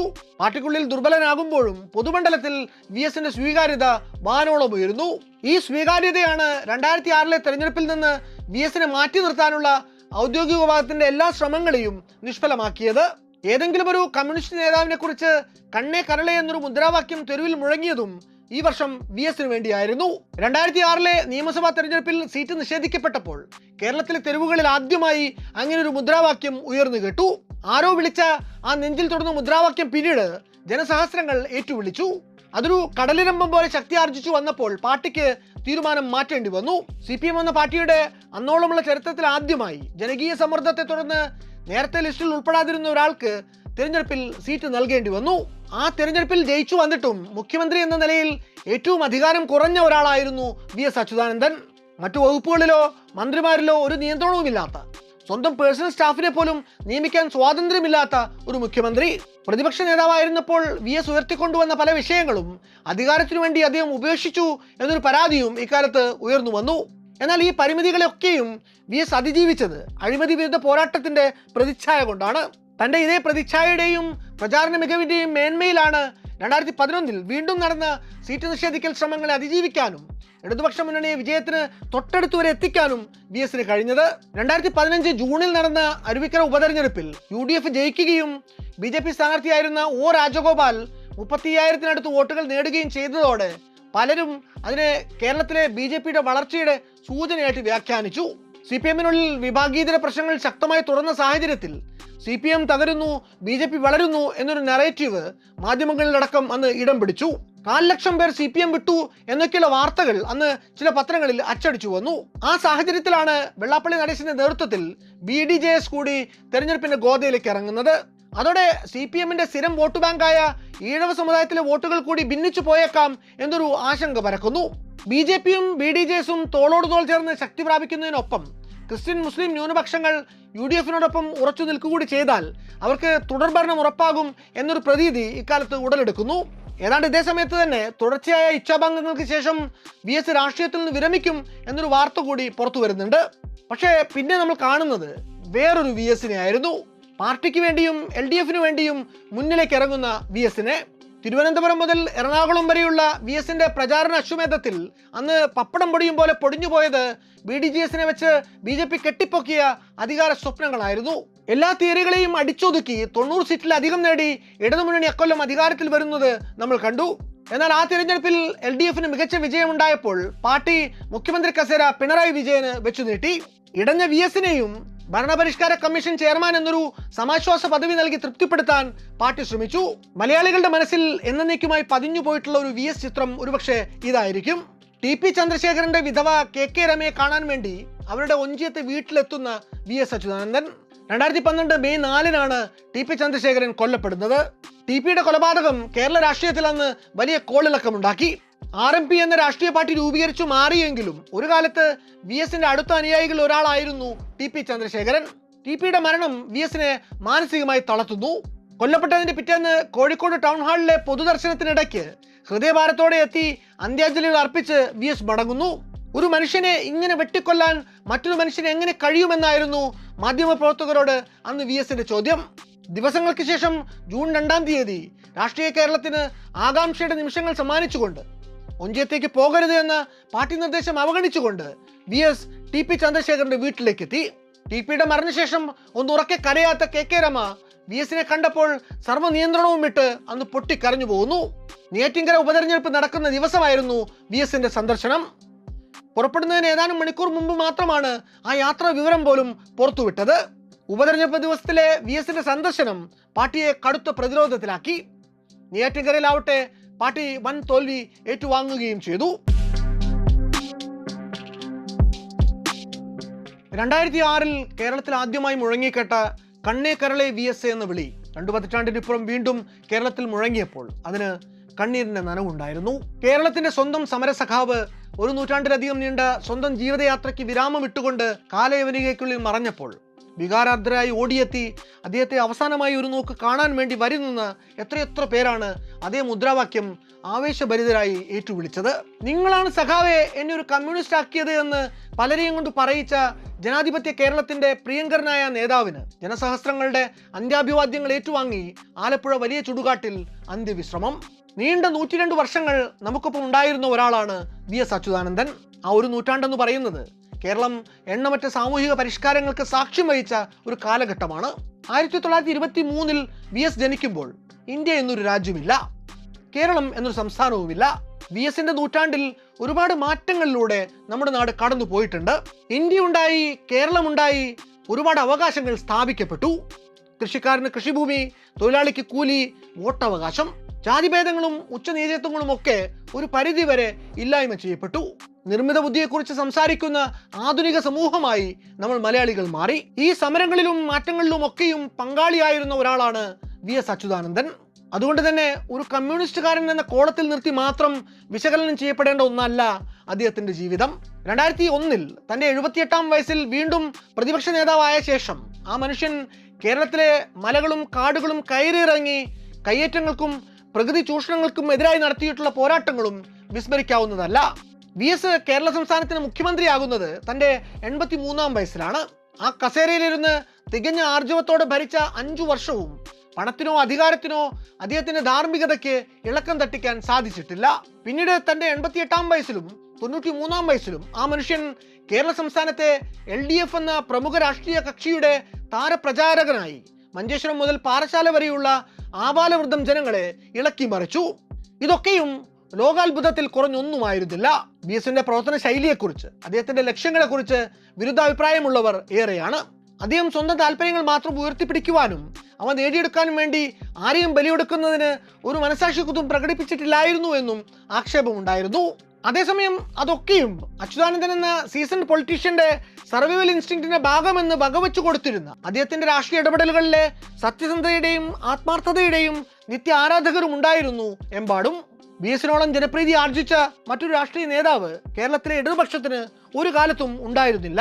60 വയസ്സിന് മുമ്പ് മാനസികമായി വിരമിക്കുന്ന ഒരു ജനതയാണ് മലയാളികൾ. പിന്നീട് പുതുതായി എന്തെങ്കിലും നേടാനോ വെട്ടിപ്പിടിക്കാനോ കഴിയുമെന്ന് വിശ്വസിക്കാത്ത ജനത. രാഷ്ട്രീയക്കാർ കുറച്ചു കാലം കൂടി മാനസികമായി സജീവമായേക്കാം. പക്ഷേ 78-ാം വയസ്സിൽ തനിക്കിനിയും നേടാനുണ്ടെന്ന് വിശ്വസിക്കുകയും അതിനുവേണ്ടി സ്വയം നവീകരിക്കാൻ സന്നദ്ധത പ്രകടിപ്പിക്കുകയും ചെയ്യാൻ അച്യുതാനന്ദന് മാത്രമേ കഴിഞ്ഞിട്ടുള്ളൂ. 2001-ൽ VS-ന്റെ രാഷ്ട്രീയ ജീവിതം അവസാനിച്ചിരുന്നുവെങ്കിൽ ഒരുപക്ഷെ അദ്ദേഹം കേരള ചരിത്രത്തിൽ ഒരു അടിക്കുറിപ്പ് പോലും ആകുമായിരുന്നില്ല എന്ന് കരുതുന്ന പലരുമുണ്ട്. അവിടെ നിന്നും ഇന്നത്തെ ഉന്നതമായ നിലയിലേക്ക് അദ്ദേഹത്തിന് ഉയരാൻ കഴിഞ്ഞത് കാലത്തെയും പ്രായത്തെയും വെല്ലുവിളിച്ച പ്രവർത്തനങ്ങളിലൂടെയാണ്. ലക്ഷ്യപ്രാപ്തിക്ക് വേണ്ടി പരിശ്രമിക്കാൻ പ്രായം ഒരു പരിധിയോ പരിമിതിയോ അല്ല എന്ന പാഠമാണ് VS സ്വന്തം ജീവിതം കൊണ്ട് മലയാളിക്ക് നൽകിയത്. അനന്തമായ പോരാട്ടമായിരുന്നു VS-ന്റെ ജീവിതം. പാർട്ടിയുടെ ശത്രുക്കളോട്, പാർട്ടിക്കുള്ളിലെ ശത്രുക്കളോട്, തൻ്റെ ആശയങ്ങൾക്ക് ലക്ഷ്യങ്ങൾക്ക് എതിരു നിന്ന എല്ലാവരോടുമുള്ള എന്തിന് കാലത്തോടും പ്രായത്തോടു പോലുമുള്ള പോരാട്ടമായിരുന്നു VS-ന്റെ ജീവിതം. അവിടെ ചവിട്ടി അമർത്തപ്പെട്ടവരുണ്ടാകാം, മുറിവേറ്റവരുണ്ടാകാം, വെട്ടി നിരത്തപ്പെട്ടവരുണ്ടാകാം. പക്ഷേ VS ലക്ഷ്യം മാത്രമേ കണ്ടുള്ളൂ.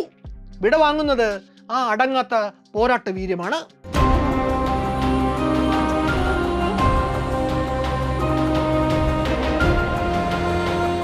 മറ്റൊരു വല്ലാത്ത കഥയുമായി ഇനിയും വരാം.